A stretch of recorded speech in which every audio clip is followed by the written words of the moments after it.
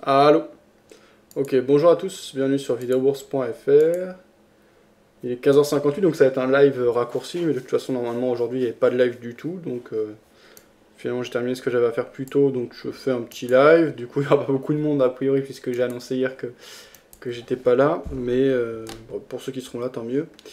Je vous mets si c'est ok au niveau du son et de l'image sur le chat écrit. Un petit rappel de ce qu'est cette émission. Videobourse.fr, c'est un site d'entraide entièrement gratuit pour les utilisateurs qui vit de la publicité. Ces émissions quotidiennes, en tout cas chaque jour de la semaine, de trading en direct vous sont proposées. Vous pouvez participer. L'idée c'est de faire une libre antenne dédiée au trading. Donc que vous soyez trader débutant ou plus expérimenté, vous pouvez participer, donner vos idées, vos points de vue, vos prises de position. Et je relais ça, je lis ce qu'ils disent sur le chat écrit et sur le chat audio. Vous pouvez nous rejoindre sur le chat écrit en bleu en dessous du cadre de diffusion de l'émission sur videobourse.fr ou sur le chat audio. Vous avez un lien Mumble, M-U-M-B-L-E en bleu ciel. Pas grand chose d'autre à signaler.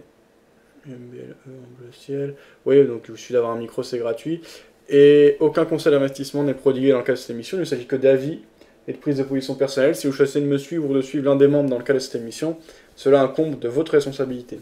En France, il faut une licence pour donner des conseils en matière d'investissement financier, notamment une licence de CIF, conseiller en investissement financier, que je n'ai pas, donc ce que je donne est à titre indicatif. Vous pouvez suivre les résultats de mon compte à tout moment, quand sur le lien Mes résultats, au-dessus du cadre de diffusion de l'émission.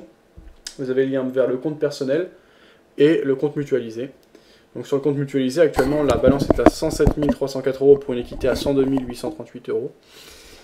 Et je suis vendeur de Dow Jones pour 40 euros du point avec une position ouverte ce jour, qui pour le moment se passe bien. On va voir comment ça évolue par la suite. On est ouvert sur un gap haussier.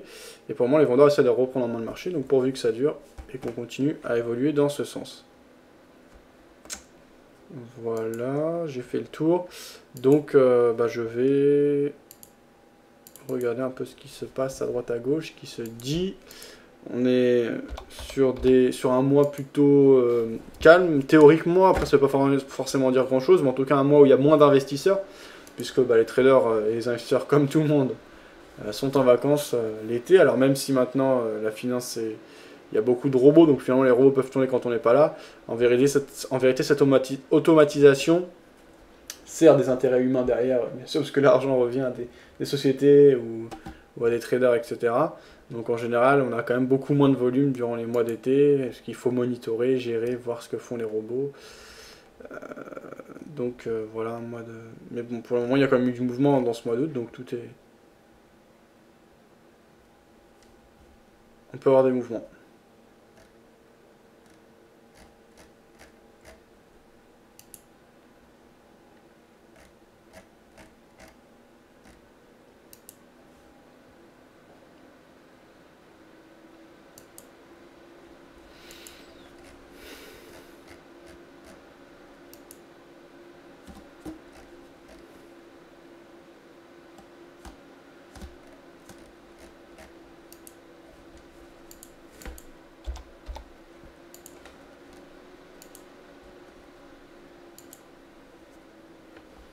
Alors, ici, c'est le Dow Jones qui s'affiche sur mon écran. C'est quoi ce bordel? Ça faut vraiment faire attention avec le trading en un clic. Bon, heureusement, je m'en fous, puisque de toute façon, je suis en levier maximum, donc je peux pas prendre de position supplémentaire. Mais là, du coup, avec le trading en un clic qui est activé sur ma plateforme MetaTrader, j'ai cliqué sur un truc sans faire exprès, et du coup, ça m'a placé un ordre buy limit, ou buy stop en l'occurrence. Non, buy limit, oui.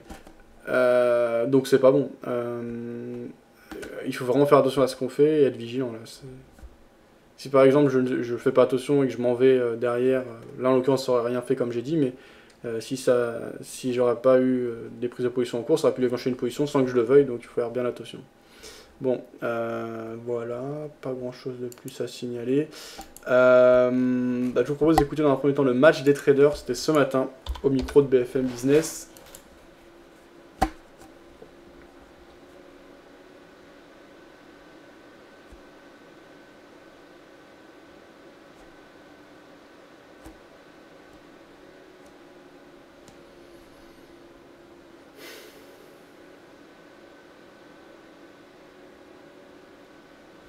Alors, ils ont refait l'interface du site BFM Business.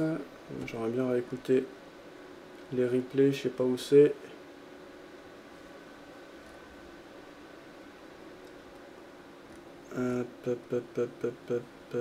Dernière vidéo des émissions, voilà, c'est ça que je veux. Mais comment on fait pour tout voir en fait? Syriac, le match des traders, voilà, c'est celui-là. Par contre, celui du 12, on est le 13. Alors, il n'y a pas le 13. Bon, il y avait un point sur l'indice Zoo allemand par Syriac. Mais ça, on avait vu en fait, maintenant que je me rappelle. Match des traders. Comment ça? Ça, c'est celui du 12, ça. Ah ouais.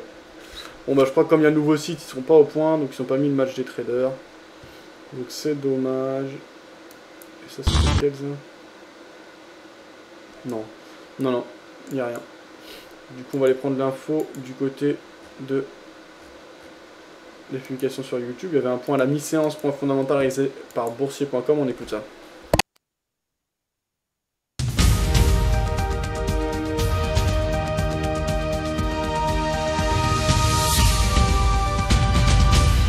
Le rebond se poursuit ce midi sur le marché parisien avec un CAC 40 qui se dirige vers les 4200 points. Et ce midi, les valeurs bancaires dominent le classement du CAC 40. BNP Paribas adjuge 1,6% devant la Société Générale. Société Générale qui risque un procès aux États-Unis. Northern Rock accuse la banque de lui avoir vendu des prêts immobiliers à risque, les fameux subprime, dont la qualité n'était pas aussi bonne que prévu. Et hors indice, on retiendra la flambée du titre Arprice, plus 17%, après l'annonce d'une hausse de 54% de son chiffre d'affaires trimestriel. Dans le rouge, c'est Bouygues qui accuse la plus forte baisse ce midi, moins 0,9%, alors que Jefferies a réduit son objectif de cours sur le titre de 30 à 25 euros. Les cours du pétrole poursuivent leur recul entamé en début de semaine en dépit des tensions géopolitiques au Moyen-Orient. Le baril de pétrole de la mer du Nord se rapproche ainsi de la barre symbolique des 100 $ et enregistre au passage son plus bas niveau depuis juillet 2013. Globalement, les investisseurs sont rassurés par l'offre de pétrole sur le marché suite à la publication d'une hausse de la production des pays de l'OPEP, d'autant que la demande ne donne pas de signe d'accélération, bien au contraire. Hier, l'Agence internationale de l'énergie a révisé ses prévisions concernant la demande mondiale suite à la faiblesse de la consommation d'or noir constatée au deuxième trimestre et au ralentissement de la croissance économique mondiale anticipée par le FMI. C'est la fin de ce flash, prochain rendez-vous à 18 h pour le point de clôture.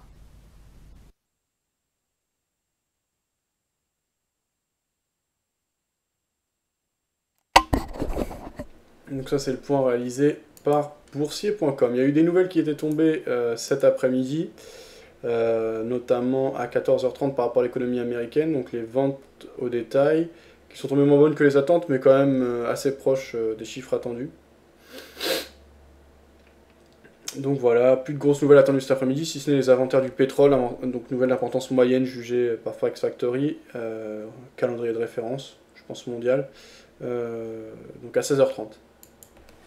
Les acheteurs qui reviennent, donc on est proche d'un point d'entrée avec 4 points de profit actuellement sur le point d'entrée du jour. On va voir ce que ça donne. Donc pour le moment, on a des précédents plus hauts, donc la zone de résistance qui tient bon, les 16 628. Si on la casse, on pourrait accélérer et poursuivre la phase de correction.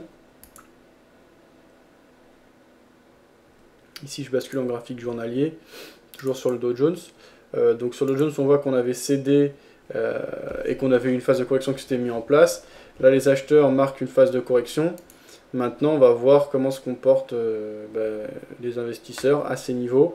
Est-ce qu'on bute sur ce niveau de retracement qui est proche des 38,2% de retracement de Fibonacci, donc une zone de rebond potentiel qui n'invaliderait pas l'impulsion baissière et qui pourrait permettre aux vendeurs de reprendre en main le marché, sans les acheteurs qui viennent invalider l'impulsion baissière augurée et démarrée il y a quelques jours maintenant. Et on a une phase de correction plus marquée que 38,2 qui pourrait commencer à remettre en question l'impulsion baissière et cette tendance baissière qui s'est mise en place depuis les plus hauts du 17 juillet à 17 152 points. Donc on verra ce qu'il en est. Pas grand chose à signaler. Donc les vendeurs qui reprennent en main le marché. Les acheteurs qui corrigent. Voilà, on va voir. Moi j'ai un biais baissier. On voit que j'ai des points d'entrée bas qui sont passés négatifs désormais. Voilà, j'ai un biais toujours plutôt baissier sur les marchés actions. Si on dézoome ici sur le Dow Jones à long terme, on va passer même en weekly, on voit qu'on est dans des zones très très haut perchées. Donc si on doit se mettre à corriger une partie de ce mouvement, démarré en 2009, ouais, début 2009, eh bien on peut avoir une phase de correction plus marquée que ce qu'on a eu dernièrement, même si ça a déjà été un mouvement significatif. Ça a été davantage encore en Europe, le mouvement significatif. Donc ici, si je bascule sur le très long terme en graphique hebdomadaire, si on prend les plus bas et plus hauts du mouvement de hausse qu'on a observé depuis 2009, eh bien finalement, on voit qu'on est, en tout cas d'après l'étude des cours boursiers, loin d'être dans une crise. Et la crise de 2008 est loin d'être un événement majeur, puisqu'on voit que la hausse qui a suivi a finalement amené une hausse non seulement qui a permis de retracer entièrement le mouvement de baisse initié lors de la crise des subprimes de 2008, mais en plus de ça de marquer des plus hauts historiques et des plafonds qui ont été complètement percés. Alors qu'on voit qu'en parallèle, cette hausse s'est faite dans un contexte d'aide de la part d'une aide gouvernementale, en tout cas d'une aide de la Fed avec de l'impression de monnaie, donc des plans de relance, et que l'économie, même si ça va bien aux États-Unis, entre guillemets, c'est-à-dire les gens ont du travail, ça c'est vrai que c'est un succès, même si c'est des travaux des emplois qui sont peut-être moins bien rémunérés qu'avant, et des jobs à temps partiel, ce qui est vraiment pas le top, hein. Mais c'est en tout cas de l'emploi. En Angleterre, ça se passe vraiment bien. En Europe, on a plus de mal, notamment en France. En Allemagne, ça va, même si c'est un peu en déclin.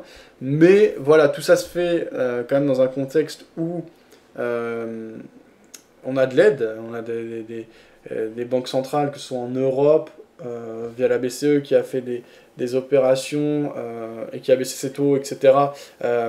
Aux États-Unis, de l'impression de monnaie, ou au Japon également, d'évaluation de leur monnaie, qui se fait avec beaucoup d'aide. Donc un jour, ça va se payer, et le moins qu'on puisse dire, c'est que le fait de percer les plafonds comme ça et d'accélérer, c'est peut-être abusif, il y a peut-être une décorrélation entre les marchés actions et l'économie réelle, et qu'on peut parler sur une recorrélation. Moi, c'est en tout cas ce vers quoi...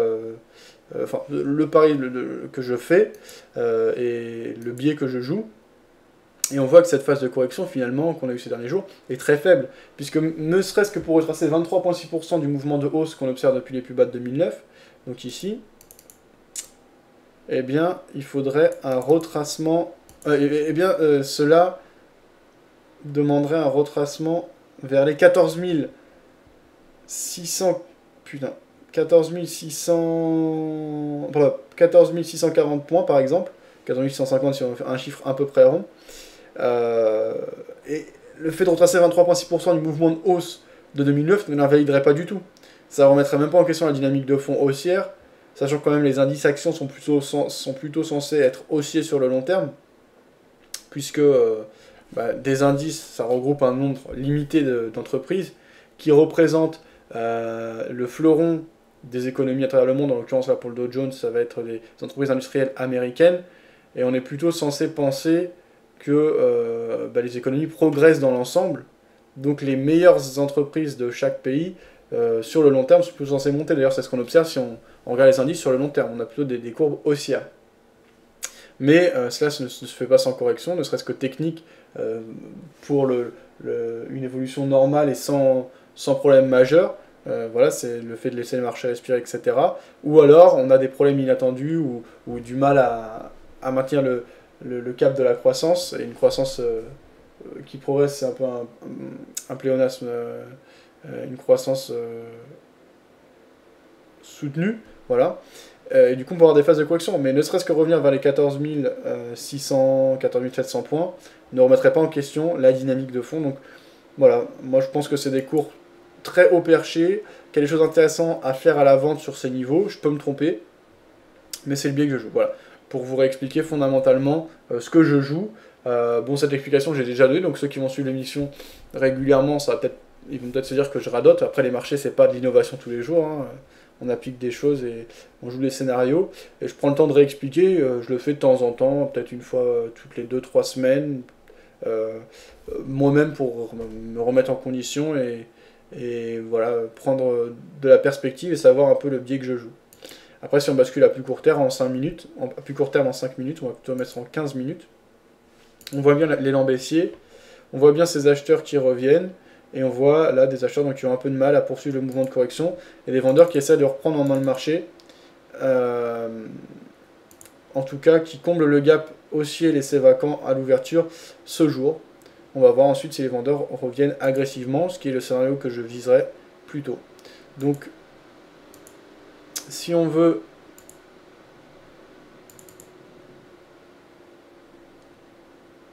tracer les retentions de Fibonacci correctement par rapport au mouvement de baisse depuis mi-juillet,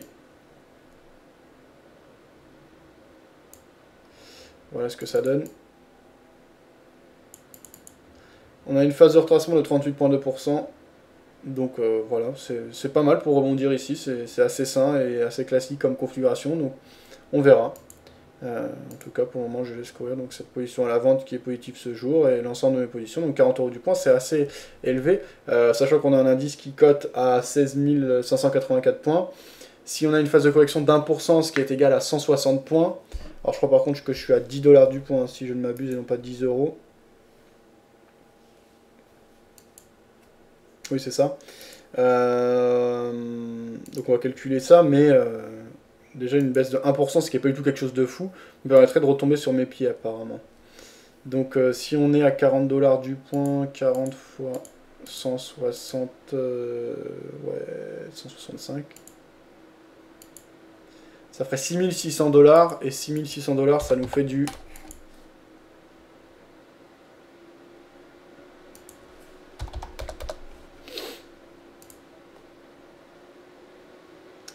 4 933 €, donc ça me permettrait de repasser en léger profit une baisse de 1%. Une baisse de 2% me permettrait de faire un très gros profit. Donc voilà, voilà, mais par contre, il faut bien se dire que l'inverse est possible. C'est-à-dire qu'on a une phase de hausse de 1%, c'est tout à fait possible aussi. Cela engendrerait une perte significative. Donc à ce moment-là, je prendrai mes pertes au fur et à mesure, comme ça a été fait précédemment. Donc voilà, à suivre, voilà le contexte exact dans lequel on est. Je pense que j'ai fait un bon résumé. S'il y en a qui veulent participer et donner leur point de vue, bah, n'hésitez pas. Vous êtes les bienvenus sur le chat écrit ou le chat audio. Voilà le contexte sur mon Dow Jones. Alors si j'ai jeté un coup d'œil du côté des autres produits comme ça, parce que je ne vais pas m'exposer dessus, on a eu une grosse hausse sur l'eurodoll puis une phase de correction, grosse hausse sur l'euro-yen, phase de correction. Grosse baisse sur le dollar yen, phase de correction. Le CAC qui est sous dynamique baissière et il y a une grosse baisse ce jour. Pourtant, je crois qu'il y a eu des bons chiffres par rapport à l'économie britannique. Et le DAX qui est plutôt hésitant et qui a monté aujourd'hui. On va aller prendre des gros titres du côté des médias majeurs, en France notamment et aux États-Unis également. Alors, du côté de MarketWatch, Caltins warning this bull market is on last legs. Alors, eux, du côté du site du Wall Street Journal, ils ont quand même plutôt un biais baissier. Là, par exemple, ce qui fait le gros titre, c'est un article dans lequel ils présentent 4 signes qui indiquent que les marchés haussiers, donc bull market, est sur ses derniers pas. Donc, eux, ils ont un biais baissier. Ça fait plusieurs semaines que j'ai remarqué ça du côté du Wall Street Journal. Et pour l'instant, ils ont plutôt raison, parce qu'il y a eu une phase de correction. Du côté de Boursorama, alors ça, le Wall Street Journal et MarketWatch.com, c'est un des gros sites américains, c'est quand même un des sites les plus lus. Donc voilà, le fait en tout cas qu'ils indiquent ça en gros plan, c'est pas suffisant. On peut dire les marchés font l'inverse du consensus, etc. C'est pas toujours vrai, en tout cas ça indique que le moral global voit ça. Après on peut pas en tirer de conclusion absolue, les marchés font pas tout le temps, et même pas souvent ce qu'on leur dit dans les gros médias, donc je dis pas c'est ce qui va se passer parce que c'est dit sur Wall Street Journal, juste le contexte global est toujours important d'en prendre connaissance et d'en prendre conscience au niveau des médias. Sur Boursorama, donc on a un CAC qui monte de 0,49% ce jour en valeur absolue à 4182,37 points. Wall Street ouvre en hausse malgré des chiffres en demi-teinte, voilà. Chine, les régulateurs enquêtent sur plus de 1000 firmes automobiles. Club Med, feu vert pour les autorités. France, une faiblesse de l'inflation lourde de conséquences économiques. Sinon, j'ai vu que King Interactive, donc les gens qui font Candy Crush, sont en difficulté. Là, le titre a perdu 20%. On avait un sondage il n'y a pas longtemps là-dessus. Donc, on ressortira les résultats. Si c'est intéressant, au bout si on a eu des mouvements de marché, pour voir quel était le consensus du côté des membres de videobourse.fr. D'ailleurs, vous pouvez répondre au sondage du mois dans le menu de gauche, qui concerne des objectifs en termes de pourcentage par mois, donc notamment si vous pensez qu'une performance de 5% par mois en moyenne est tenable et atteignable sur le long terme, Vous pouvez répondre par oui ou par non. Pour le moment, il y a une majorité de oui. Donc vous pensez que c'est possible d'obtenir au moins 5% par mois, voire plus. Sur le long terme, moi j'ai répondu non personnellement, mais ça n'est qu'un engagement personnel. Justement, ces sondages permettent de faire des consensus. 23 personnes ont répondu, n'hésitez pas à y répondre. Plus on a de réponses, mieux c'est.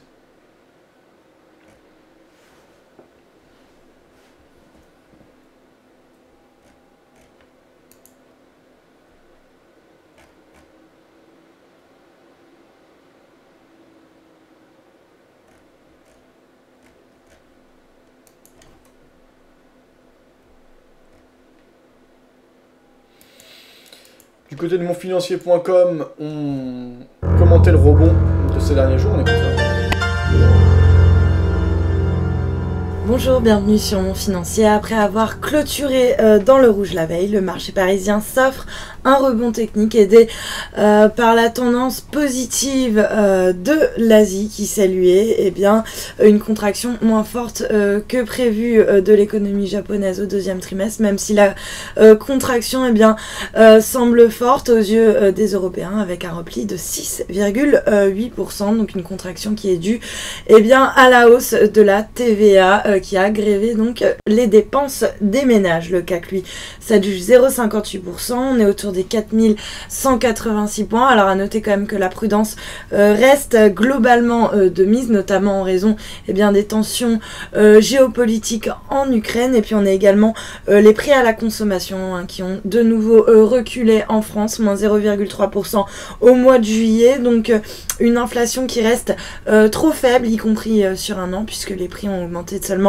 0,5%, mais c'est quand même un petit peu mieux que prévu, puisque le consensus tablait sur une hausse de 0,4%. Ailleurs, à Francfort, le DAX lui progresse de 0,74%. Du côté des valeurs, le secteur des services aux collectivités est plutôt bien orienté, avec Veolia en tête du palmarès, suivi de GDF Suez. À l'inverse, EDF redonne un petit peu de terrain, moins 0,3%, alors que E.ON, son comparable allemand, a dévoilé une baisse de son EBITDA au premier semestre. À noter également Bouygues, lanterne rouge plombée par Jefferies, qui reste à conserver sur le dossier tout en coupant son objectif de cours à 25 €. Le secteur bancaire, lui, qui reste bien orienté avec Société Générale ou encore BNP qui se distingue parmi les meilleures performances. Et puis sur le SBF 120, quelques valeurs profitaient de rachats à bon compte, par exemple ce local, idem pour Soitec qui prend 1,5%. Et puis sur le marché d'échange,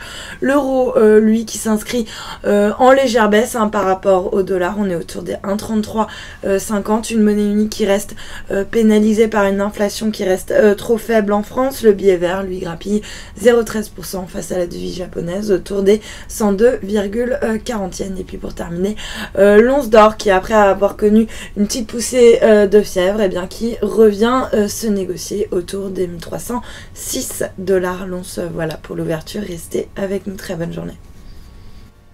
Ok, c'était le point réalisé par monfinancier.com. Des marchés qui hésitent, on est proche de mon point d'entrée, à 16 points de profit pour le moment. Et il n'y a pas de direction franche, voilà. Du côté de l'euro-yen, ça presse un peu, mais les marchés actions, eux, stagnent. Si vous avez position, n'hésitez pas à indiquer sur le chat écrit ou le chat audio.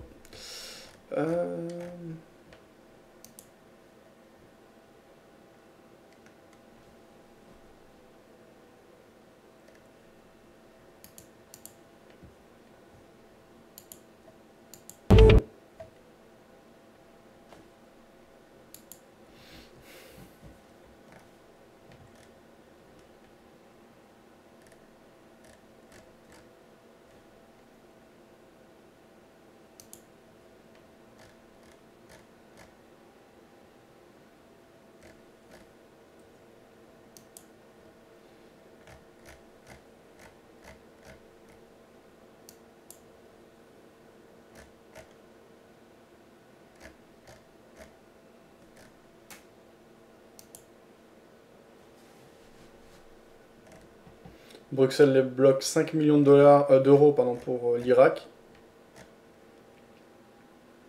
qui a des problèmes importants en ce moment, comme on le sait.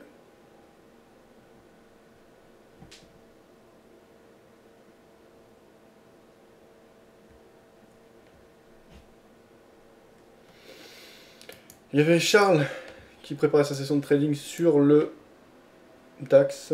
On regarde ce qu'il avait fait aujourd'hui. Bonsoir les amis. Bienvenue à l'analyse post et pré-market pour la journée du lendemain, mercredi 13 août 2014, et pour le recap de ce jour. Oh bien, journée parfaitement cadrée encore, hein. Toujours je me répète, hein, mais c'est normal, hein. Le DAX est hyper propre, et c'est pas seulement parce qu'on est en période estivale, hein, c'est toujours comme ça. C'est un indice très propre. Vous voyez le profil journalier reste très cadré. On a rejeté sur une value area haute vierge. Et on a travaillé des zones qu'il y avait à travailler. Et on a rejeté sur les zones où il fallait rejeter.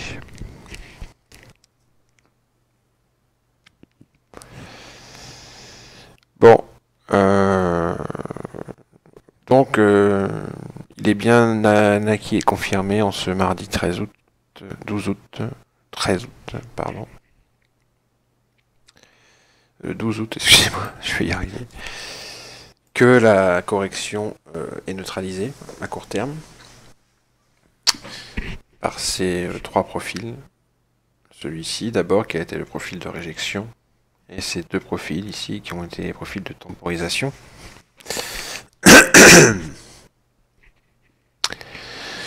En fait, nous faisons du volume dans le profil de jeudi dernier, qui avait été un volume, le profil de jeudi dernier, qui avait été un profil de squeeze, hein, avec un énorme creux ici, d'accord.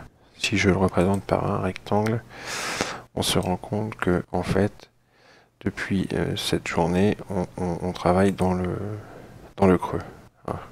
On le comble. Vous voyez ? Première chose, déjà. Deuxième chose, si j'écarte un petit peu, on va mettre à jour les zones de single pour demain et les niveaux importants en market profile. Alors, j'ai tweeté cet après-midi. Dans cette vidéo, nous allons sur cette zone de single print là en bleu. Et ça a été, j'ai conseillé d'acheter la zone longue, évidemment, de mettre un contrat sur 101.5 et un contrat sur 87. Soit de la jouer en scalp, soit de la jouer en scalp gourmand. Moi, je me suis fait une petite journée tranquille, hein, 537 €. Et j'ai joué cette zone-là. À un moment, j'étais même en gain de plus de 1000 €. Hein. Je vais vous montrer où je suis rentré. C'est pour vous montrer ô combien les zones de single print sont efficaces. Voilà. Alors, c'était cet après-midi. C'était là. C'était cette phase de marché, là. Ici.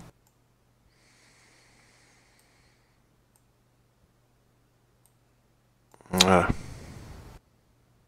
C'était cette phase de marché, là.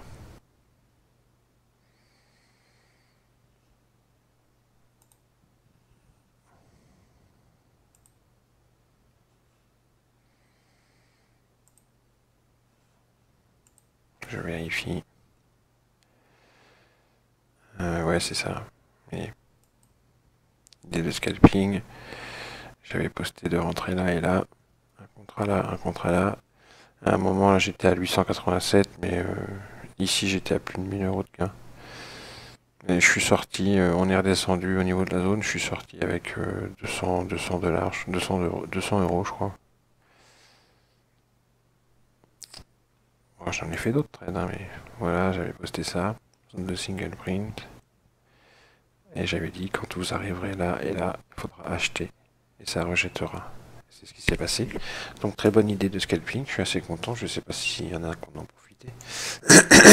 En tous les cas, comme je disais, c'est un putain de bon niveau à jouer. Scalp agressif, TP5 addict, good luck. Moi j'ai choisi de le jouer scalp gourmand. Et ça a très bien fonctionné. Ouais, donc c'était cette phase de marché là. Je vais faire apparaître mes trades de la journée. Voilà. J'en ai fait quelques-uns. J'ai pas tradé ce matin. Ah oui, j'ai pas du tout pris de trade dans la matinée. Et j'ai tradé que cet après-midi sur la session US.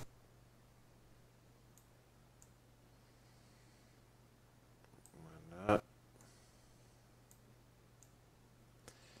Et donc, vous voyez, on voit très bien comment j'ai joué la zone de single quand on est arrivé dessus. C'est un grand classique hein, de mettre un contrat sur le haut de la zone.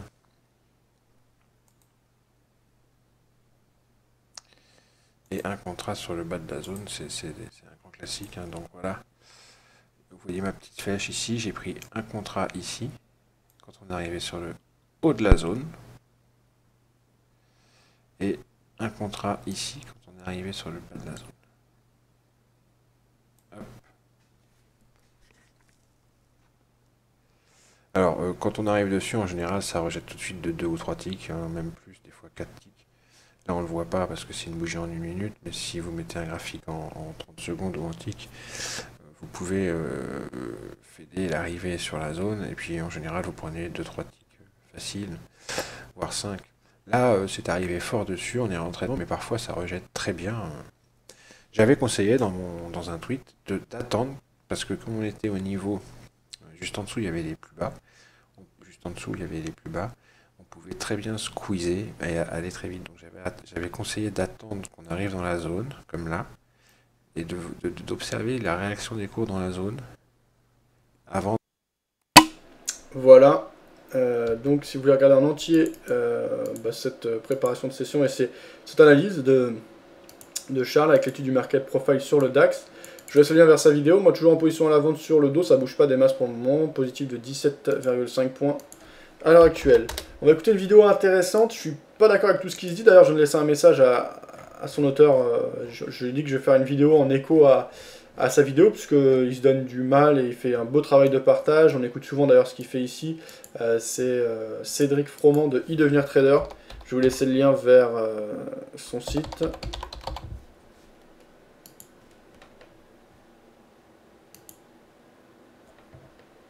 e-devenirtrader.com. Alors je sais pas... Ouais, il fait de la formation, il fait des recommandations, etc. Donc voilà. Je vous laisse le lien vers son site. Et il avait fait une vidéo là sur le fait que lui, il n'aime pas du tout le day trading. Il dit 3 raisons de fuir le day trading comme la peste. Donc je lui ai mis en commentaire sur YouTube que je vais faire une vidéo en écho à la sienne. Voilà, c'est intéressant d'avoir des points de vue différents. Dans cette vidéo, nous allons voir les 3 plus gros pièges du day trading. Nous allons voir aussi comment, en travaillant 20 fois moins que les meilleurs day traders, on arrive aux mêmes performances à la fin de l'année. Donc on va commencer tout de suite par les 3 plus grandes fausses croyances sur le day trading. Alors, la première, c'est de se dire « Je vais gagner plus d'argent en faisant du day trading car je vais trader plus ». Alors si cette logique semble imparable dans la vie physique de tous les jours, en bourse nous évoluons dans un univers complètement aléatoire avec un marché qui va payer 2 ou 3 jours dans le mois. Ça signifie que tout le reste du temps, le day trader va simplement travailler pour rien. Ou plutôt, il travaillera pour s'exposer à ces 2 ou 3 journées qui vont réellement payer. Donc la logique de trader plus pour gagner plus ne vaut rien, sauf pour les courtiers. Pourquoi ? Parce que plus vous passerez d'ordre et plus ils toucheront de commissions. Ce sont d'ailleurs ces mêmes courtiers qui vous forment et vous poussent à faire du day trading. Alors il y a aussi certains formateurs ou des sites internet qui touchent des commissions sur chaque trade de leurs élèves. Ils ont donc intérêt à former ces derniers au day trading même s'ils savent pertinemment qu'il n'y aura pas de réussite durable. Alors la clé, c'est quoi? La clé, c'est d'avoir un style de trading qui nous permet de nous exposer à ces rares moments où la bourse paye, mais sans perdre patience le reste du temps. Je vous en parle un petit peu plus loin dans cette vidéo.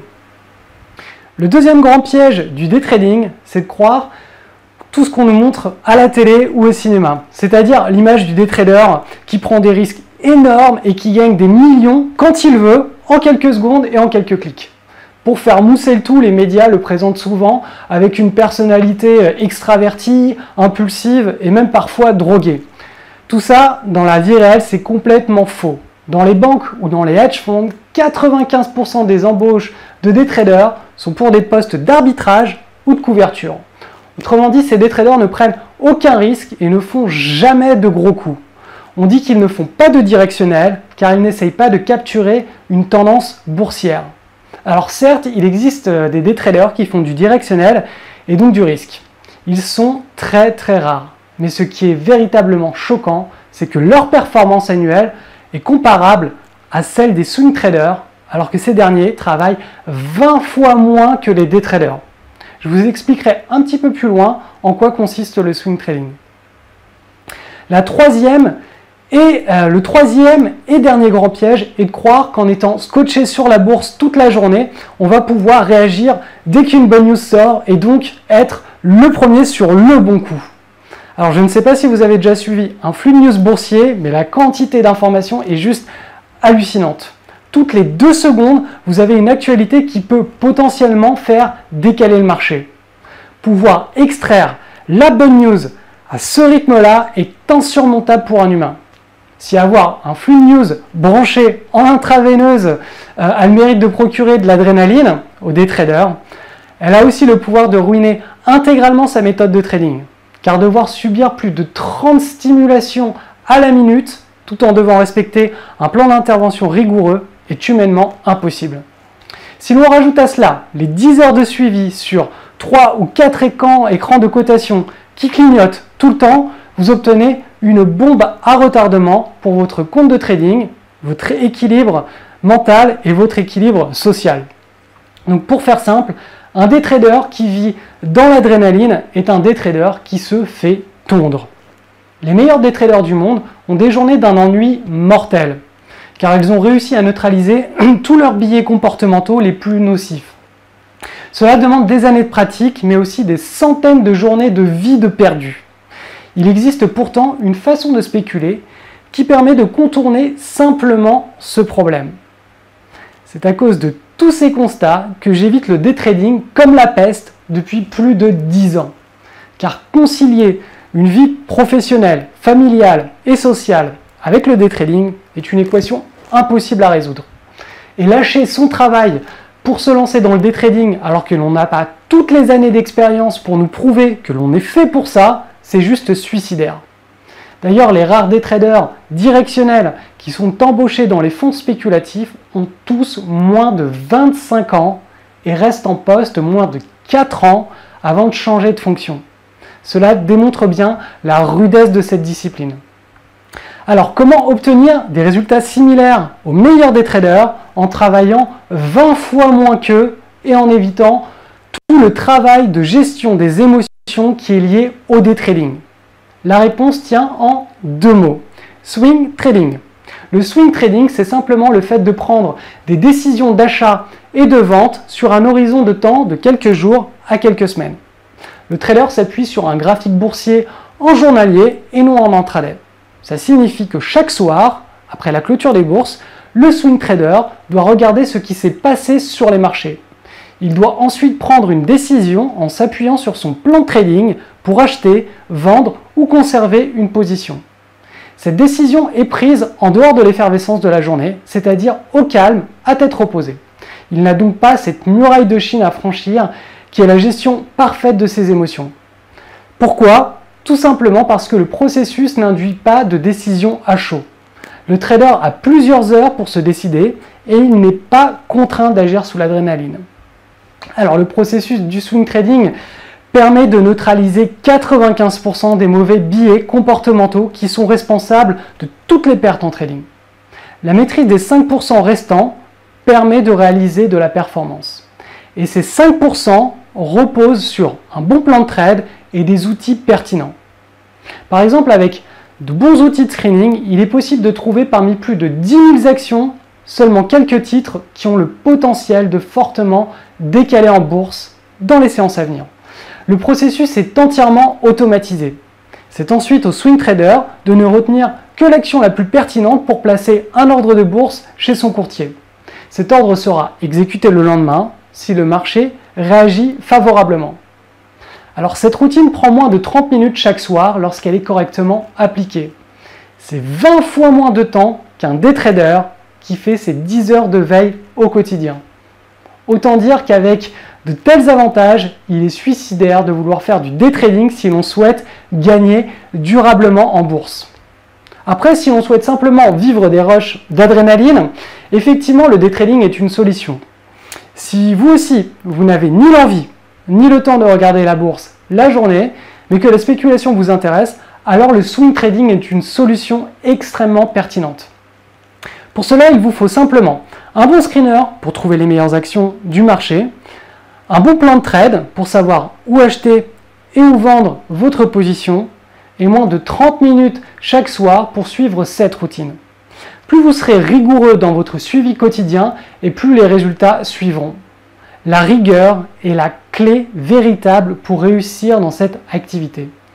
Je vous ai préparé un pack de démarrage qui comprend tous les outils pour spéculer comme un professionnel et sans aucune dépense supplémentaire en flux de temps réel, pour des écrans de cotation ou pour tout autre folklore.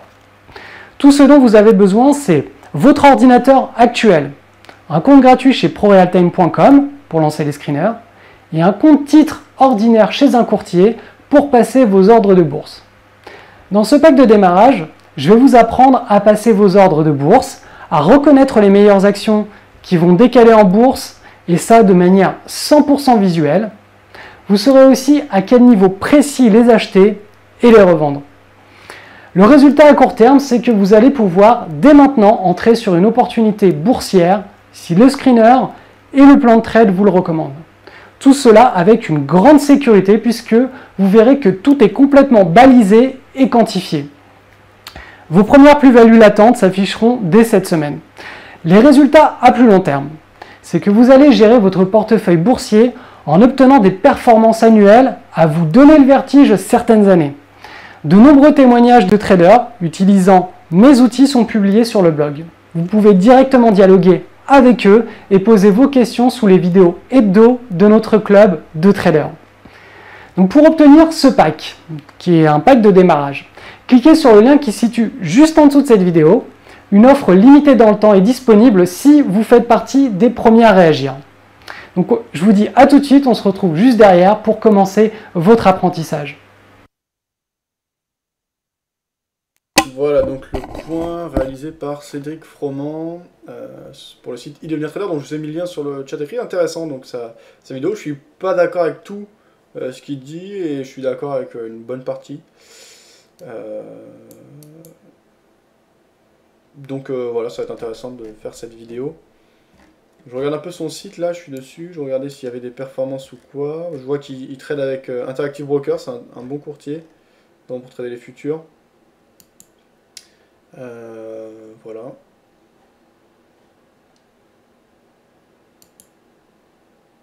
Je vois pas de publication claire des résultats. On voit les meilleures recommandations, mais il n'y a pas un suivi de compte ou quoi. Mais en tout cas, son travail et le partage de ses vidéos est pertinent, intéressant. Donc vous pouvez le suivre, je vous ai mis le lien vers son site. Okay, dans ce cas, non, je n'ai pas de position en cours. Les dernières ont été clôturées ce matin. Très bien, Scalper. Comment ça s'est passé pour toi, Rezel qui disait bonjour Fab. Alors, bonne journée. Bonne journée, bah, en tout cas pour ma part, en dehors du trading, oui, très bonne journée. J'avais des trucs à faire, j'ai fait, je suis content. Par rapport au trading, bah là je suis vendeur, tu vois, je suis positif de 10 points sur le dos. Sinon les marchés ont plutôt tendance à monter, donc au niveau trading c'est mitigé, plutôt négatif. Hein. Il faudrait qu'il y ait une bonne baisse pour que ce soit positif. Ce qui n'est pas le cas pour le moment, on a plutôt tendance à rester en haut.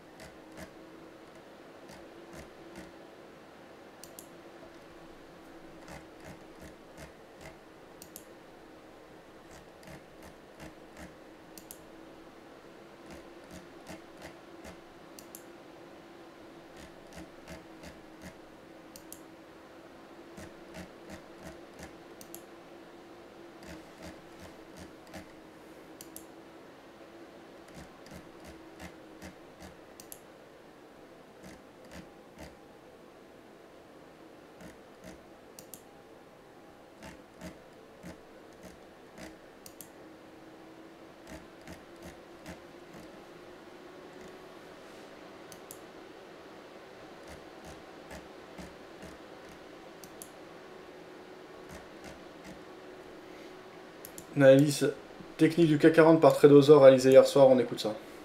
Pour mon trading de CFD, je veux une plateforme différente. Des graphiques personnalisables, une exécution rapide, des spreads serrés, avec un acteur reconnu présent en France. Trader différemment avec CMC Markets. Salut, c'est Trado, content de vous retrouver pour l'analyse technique de l'indice parisien et de Adosia qui m'a été demandé de très nombreuses fois. On va commencer par le coin des fondamentaux et franchement c'était un petit peu l'hécatombe aujourd'hui sur le plan économique et sur le plan géopolitique. Tout d'abord, on a assisté en début de journée à l'effondrement, il n'y a pas d'autre mot, du moral des investisseurs allemands qui commencent à prendre un petit peu la mesure de ce qui se passe au niveau géopolitique et qui inquiète. On arrive à des plus bas de décembre 2012. Et sur le plan purement géopolitique, à nouveau des bruits de bottes avec ce convoi humanitaire soi-disant vers l'Ukraine de la part des troupes russes. Et ça aussi, les marchés n'ont pas du tout apprécié. Ce qui nous amène donc à l'analyse technique purement dite. Moi j'ai toujours, pour être honnête, le sentiment qu'on peut aller chercher les 38,2% de retracement de Fibonacci. On avait déjà fait une bonne partie du chemin hier, en franchissant les 23,6% de Fibonacci. Normalement, quand on traverse un niveau, on va chercher le niveau suivant. Et là, bon, c'est partie remise. J'ai toujours le sentiment qu'on peut aller les chercher, mais c'est vrai que ça se complique un petit peu avec la séance du jour qui nous remet en dessous des 23,6% de Fibonacci et qui donc accroît la distance à parcourir pour aller réaliser mon scénario. Mais bon, pourquoi pas.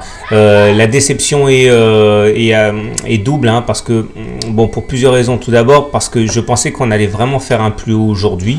Et là, force est de constater qu'il n'y a pas eu de plus haut aujourd'hui. Donc, encore une fois, ça complique un petit peu mon scénario pour le court terme.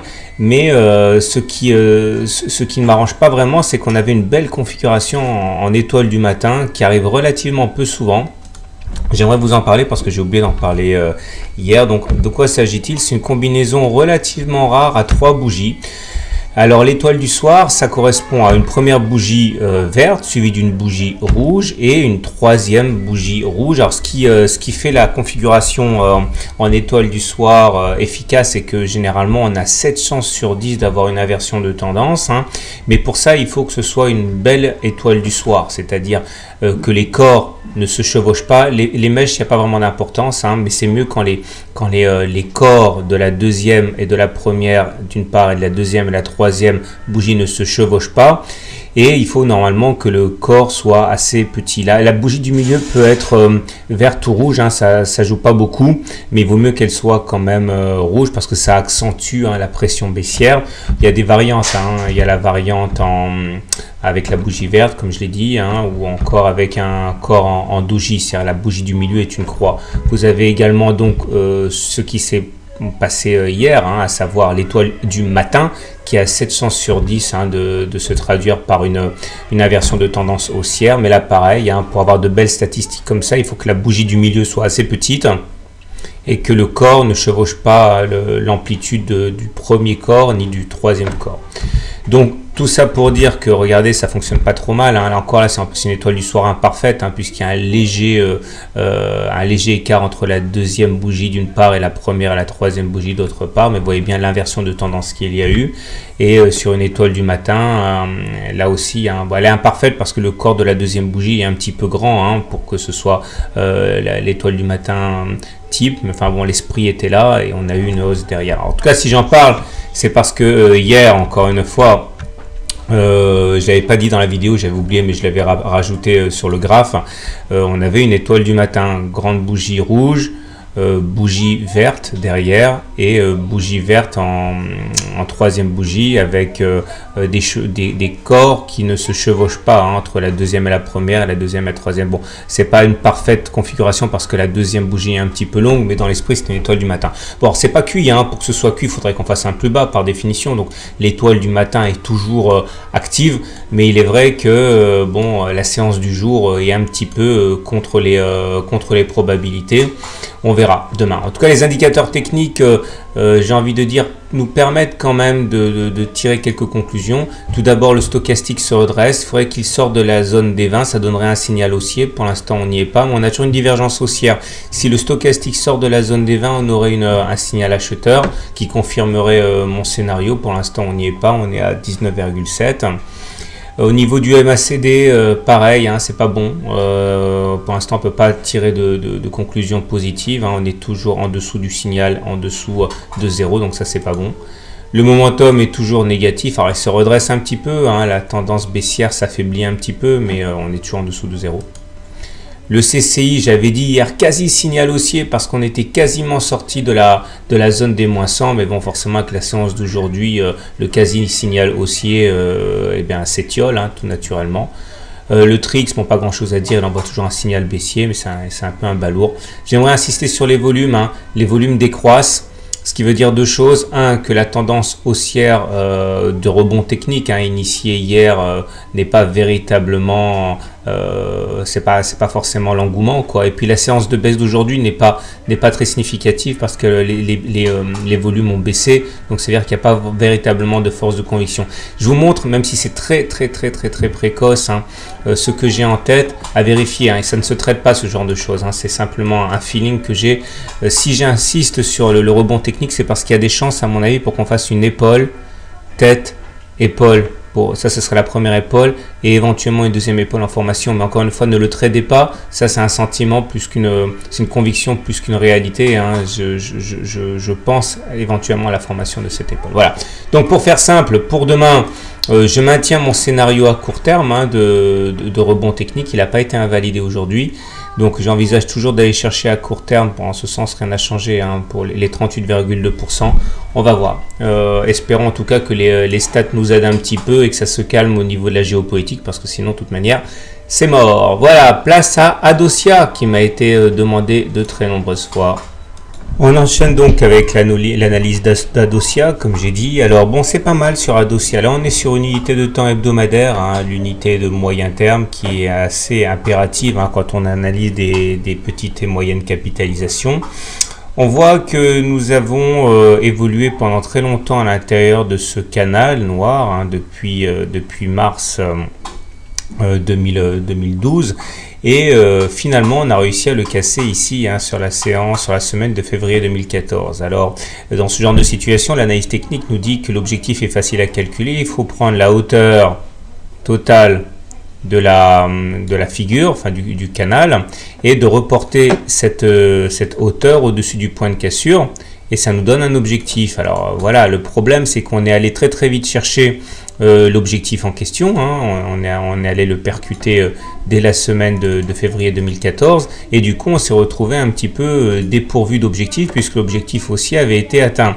Alors maintenant si on regarde les fondamentaux de l'analyse technique, ce qui est pas mal c'est qu'on est clairement en fin de tendance baissière. On a terminé la tendance baissière. La tendance baissière elle était sur toute la durée de la première partie du graphe. Ça se manifestait par les cours qui descendaient, par les creux qui étaient de plus en plus bas. Regardez comme on descendait au fur et à mesure. Et les tops aussi, hein, les pics étaient de plus en plus bas. Bon, clairement, on était en tendance baissière. Et depuis janvier-février 2014, eh bien, c'est l'inverse. On voit bien que les creux sont de plus en plus hauts. Alors, pour bien faire, il faudrait également que les pics continuent à enchaîner les plus hauts. Alors, ça a été fait ici avec un pic qui était plus haut que le précédent pic. Mais là, il faudrait véritablement casser le précédent plus haut, hein, à savoir les 20 € à peu près, pour véritablement initier une véritable tendance haussière. Alors, ce qui est intéressant également, c'est que les gros des volumes, c'est-à-dire ici et ici, se font sur les pics haussiers, là et là, alors que les périodes de décrue se font sur des volumes beaucoup plus faibles. Autrement dit, hein, c'est pas l'engouement pour la baisse, hein, pour la vente, c'est plutôt les pics haussiers qui entraînent les volumes. Voilà. Donc globalement, à mon avis, techniquement, c'est sans ambiguïté. Hein, on est sur la bonne pente, on est sur une pente haussière et il faudrait donc, je l'ai dit, je le répète, casser les précédents tops pour initier une nouvelle jambe haussière. Maintenant, si on va dans le journalier, c'est-à-dire le domaine des traders, bon, alors on était à l'intérieur d'un biseau descendant. Alors ce biseau descendant, il a été cassé il y a 2 séances. Hein. Je vous rappelle que les biseaux descendants se cassent généralement par le haut. Ça a été chose faite ici avec des volumes, donc c'est pas fortuit, c'est pas mal du tout. Et ce qui nous donne donc un bon espoir d'aller chercher le plus haut intermédiaire. C'est-à-dire que quand on casse un biseau descendant, l'objectif théorique est d'aller chercher le point le plus haut de ce biseau, à savoir les 17,5 € à suivre de près. Ce qui est intéressant également, c'est que les indicateurs de suivi de tendance sont maintenant aussi. Regardez le super trend, c'est la courbe rouge là. Eh bien, elle a été cassée aujourd'hui, elle est devenue haussière, ça c'est une excellente nouvelle. Et en même temps, le SAR, c'est les petits points rouges ici, c'est un deuxième indicateur de suivi de tendance, sont devenus également haussiers, ils sont maintenant en dessous des cours, ils sont verts. Et la moyenne mobile à 20 séances, c'est également haussière. La dernière fois que la moyenne mobile à 20 séances a été cassée de manière significative, hein, c'était ici, regardez, on a eu droit à une belle hausse, c'était le cas ici également. Donc ce ne sont pas des signes à prendre à la légère. Donc pour faire simple, pour l'instant, a priori, on est en transition, on est en transhumant, j'ai envie de dire, même vers les précédents plus hauts intermédiaires à 17 et à 17,6 €. Maintenant, il ne faudrait pas réintégrer le biseau parce que ça serait vraiment un gros accès de faiblesse. Il faudrait vraiment surveiller donc le niveau des 14 €, hein, ne pas repasser en dessous, ça serait vraiment du plus mauvais effet. Voilà, je vous souhaite une bonne journée, de bons trades, je vous dis à demain pour la mise à jour. Le point donc sur le CAC 40 reçu par émis par Tradosor. On enchaîne. Je laisse le lien vers le site de Trado pour ceux que ça intéresse.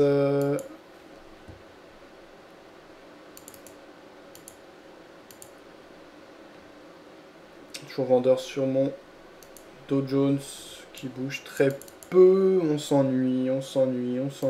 Depuis le début de la semaine, on s'ennuie pas mal quand même. Hein. Ça bouge un peu plus le matin en général.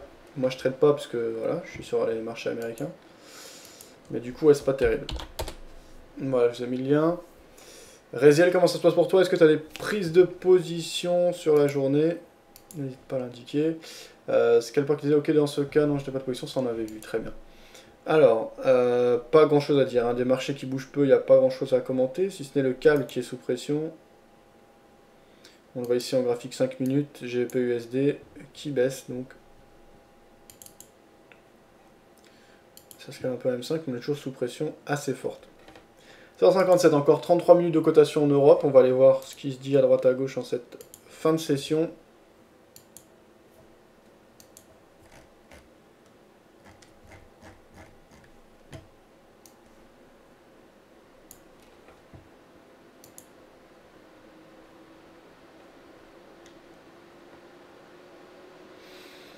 Du côté d'Active Trade, il y a pas mal d'analyses techniques, mais on vient de s'en faire, donc on va pas s'en farcir de nouveau.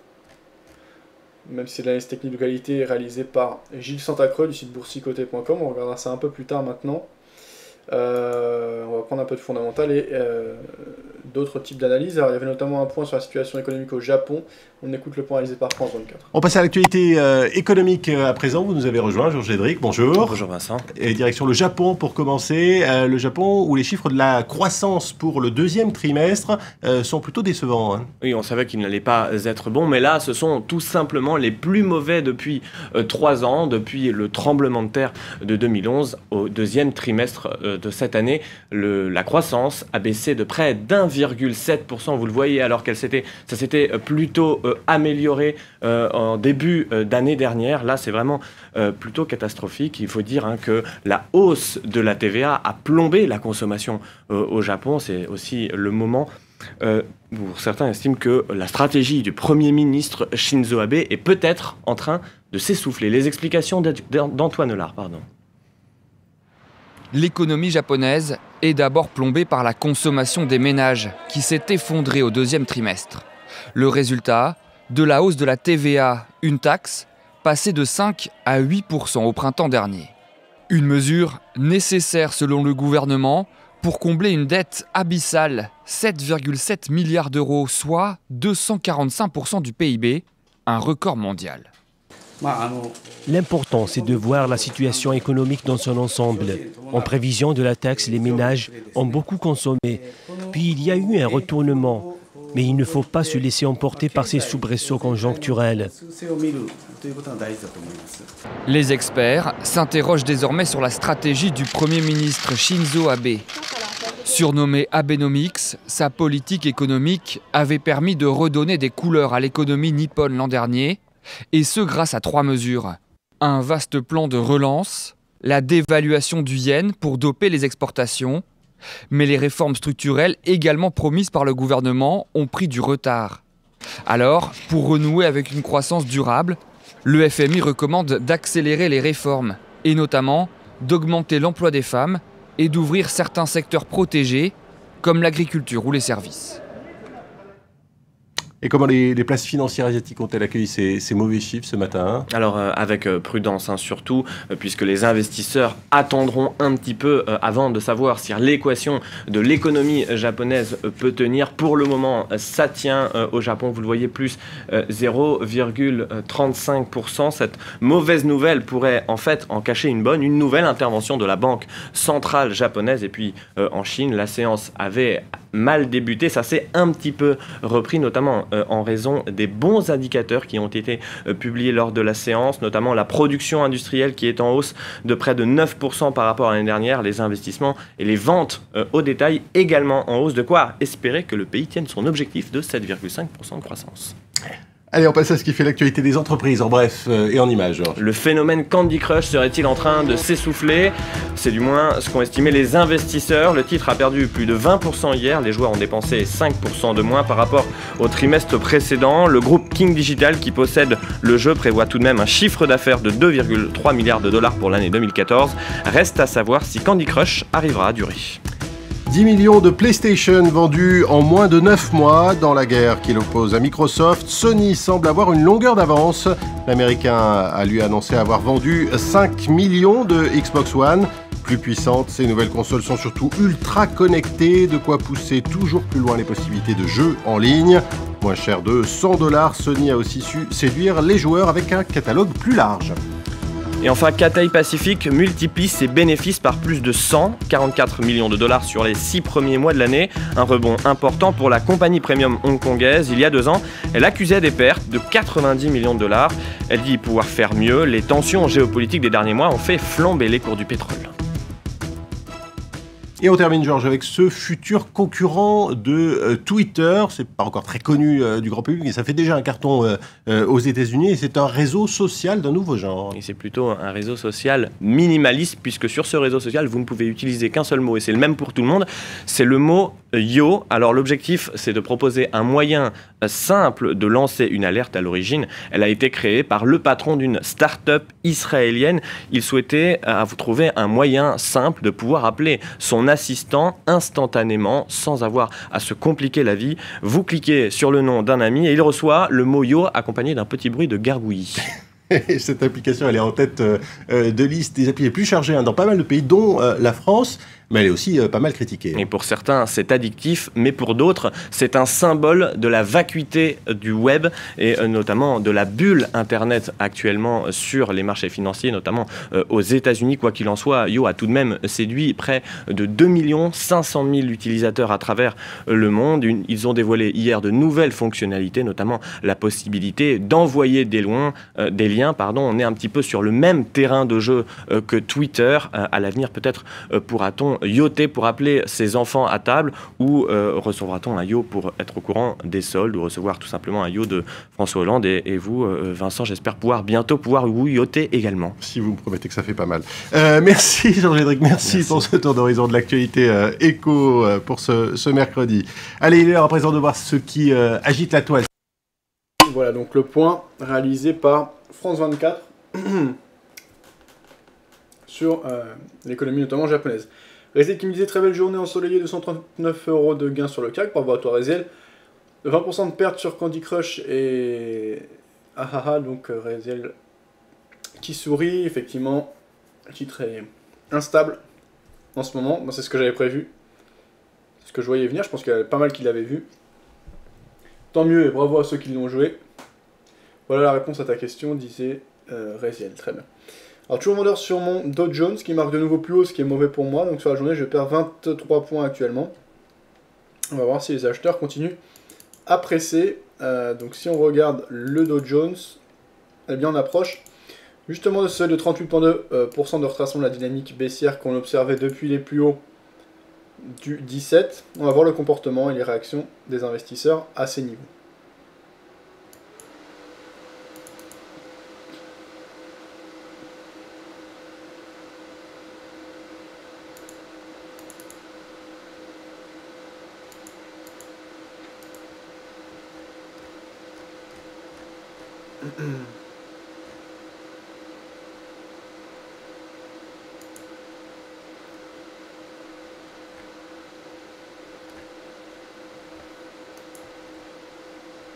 Convoi humanitaire russe, le convoi prendrait la direction de Rostov.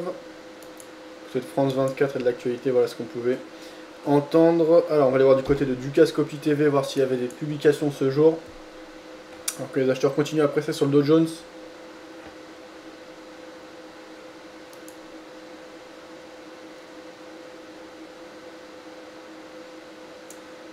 Il y avait un point de vue sur le marché par investing.com. On écoute ça.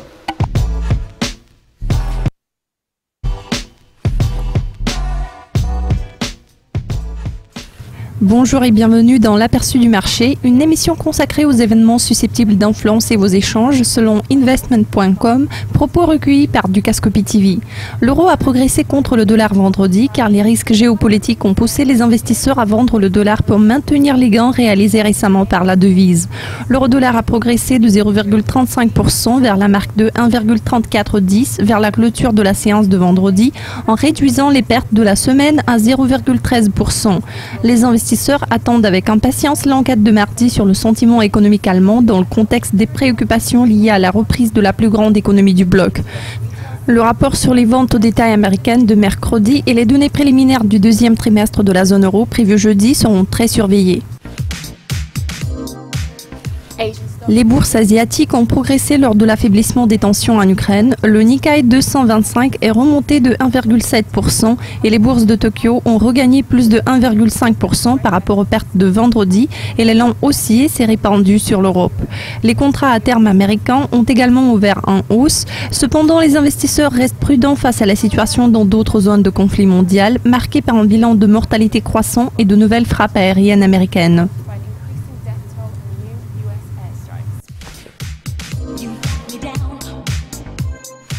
Les entreprises chinoises ont subi l'impact négatif dû à la mise en œuvre des mesures antitrust agressives et à la politique de l'administration commerciale imposant une peine plus sévère pour violation de la législation antitrust ou corruption.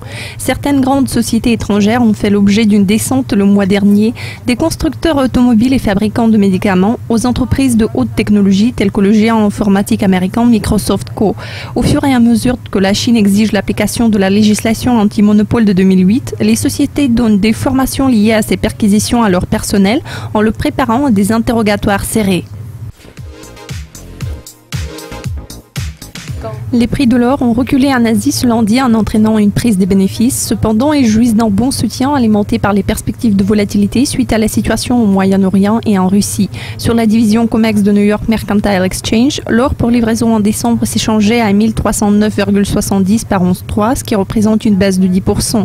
En ce qui concerne d'autres métaux, l'argent pour livraison en septembre a chuté de 42%.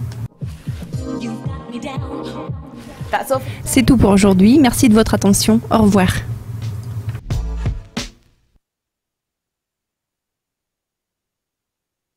Voilà donc le point réalisé par Dukascopy TV. Il y avait un point également sur le marché du travail. On va aller écouter ça.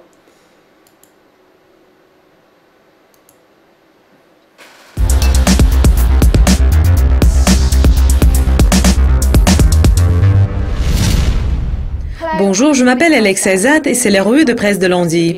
Le marché du travail des États-Unis connaît des changements, comme l'équilibre des pouvoirs dans le marché du travail se dirige lentement des employeurs vers les employés. Les Américains qui chassent un emploi depuis plus de 6 mois croient qu'ils ont plus de chances de décrocher un emploi. Les États-Unis sont entrés dans un cycle vertueux où les gains d'emploi conduisent à l'augmentation des dépenses des ménages en encourageant les employeurs à embaucher plus de travailleurs. Les dépenses des consommateurs ont augmenté le plus en 3 mois en juin. L'expansion se renforce elle-même et elle est très solide. La croissance de près de 3% plus ou moins, c'est un bon résultat pour le reste de cette année et une grande partie de l'année prochaine. L'économie a progressé à un taux annuel moyen de 2,2% depuis la récession de 18 mois terminée en juin 2009. Le changement dans le paysage du marché du travail modifie les implications pour le président de la Réserve fédérale Janet Yellen et ses collègues de la Banque centrale américaine. Si le resserrement du marché du travail commence à engendrer les gains salariaux, la Fed va probablement avancer la date de sa première hausse du taux d'intérêt depuis 2006. Les salaires ont augmenté de plus de 200 000 pour le 6e mois consécutif en juillet et c'est la plus longue période depuis 1997.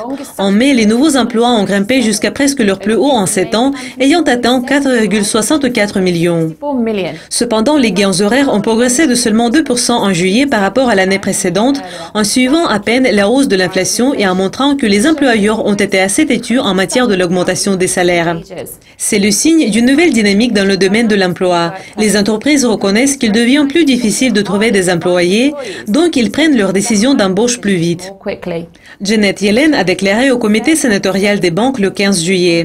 Tandis que le chômage de longue durée reste à des niveaux exceptionnellement élevés et représente un grave problème, je pense que nous observons une amélioration comme le marché de l'emploi se renforce. Restez à l'écoute pour apprendre plus de nouvelles.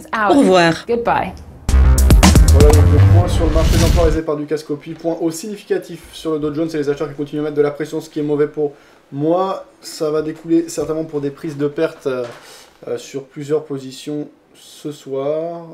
Donc encore 19 minutes de cotation en Europe. Voilà, on suit l'évolution des marchés. Donc le Dow Jones au-dessus des 38,9% de retracement de la dynamique baissière désormais. Donc on est sur une correction marquée. Pas encore de remise en question. En revanche, si on commence à toucher les 50%, voire à les casser, on aurait une remise en question de la dynamique de fond qui serait confirmée et invalidée en cas de cassure des 61% qu'on voit ici, d'après la grille de lecture et les repères que nous fournissent les retracements de Fibonacci qui sont utilisés. Donc on reste encore dans une zone de rebond potentiel. Ceci dit, conformément à ma manière de faire, je réduis mon exposition en fonction de l'évolution du marché, si elle est contraire, si elle va contre moi en fait.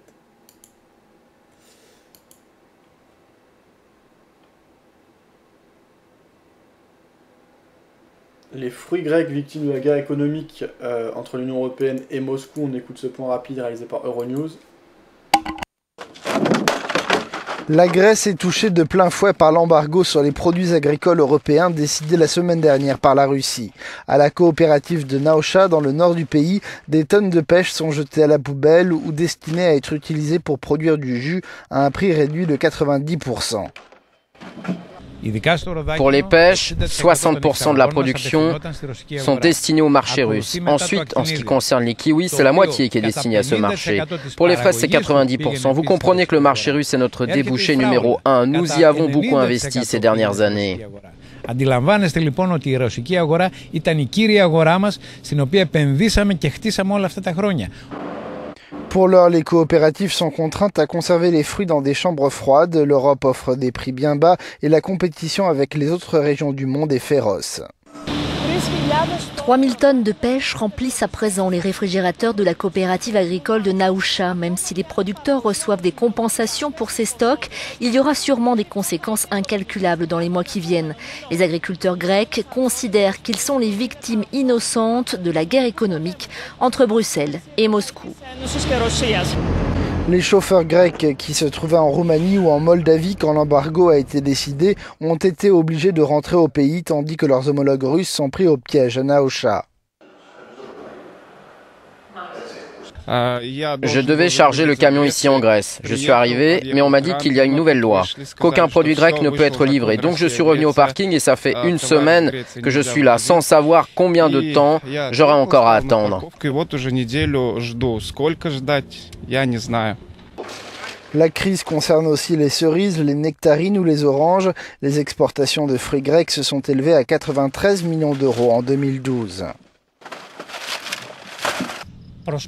Certains exportateurs ont essayé de limiter les dégâts en vendant à des marchés similaires comme l'Ukraine, le Bélarus, la Pologne ou la République tchèque. Ils essayent même de vendre à moitié prix. Les cultivateurs espagnols, italiens et français subissent eux aussi les effets ravageurs de l'embargo et attendent de recevoir des compensations de la Commission européenne.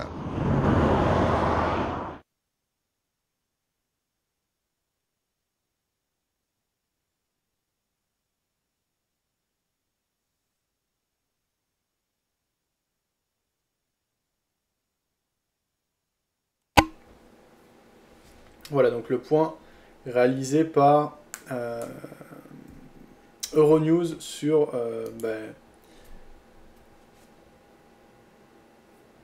les répercussions concrètes des embargos et les tensions entre la Russie et l'Europe notamment survenues ces derniers jours. Alors on va continuer à s'informer. On écoute les analyses techniques proposées par ActiveTrades.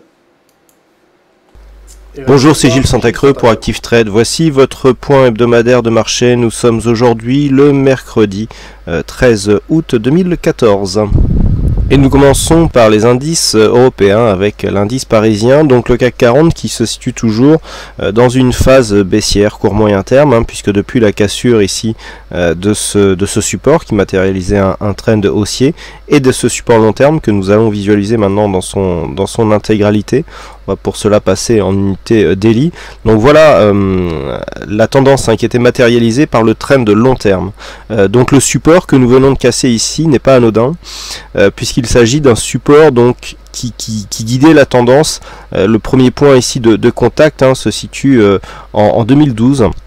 Donc le fait d'avoir ici cassé ce support porte à conséquence tout de même sur la tendance long terme. Donc nous allons revenir maintenant à une vue en H4. Donc on voit bien ici la matérialisation de cette cassure avec donc des tests de ce support, des cours qui tentent un rebond. Il y a eu des réactions sur ce support long terme, et puis la cassure donc qui confirme le passage en fait du CAC 40 dans un flux différent, et donc qui pour l'instant tente à être beaucoup plus baissier.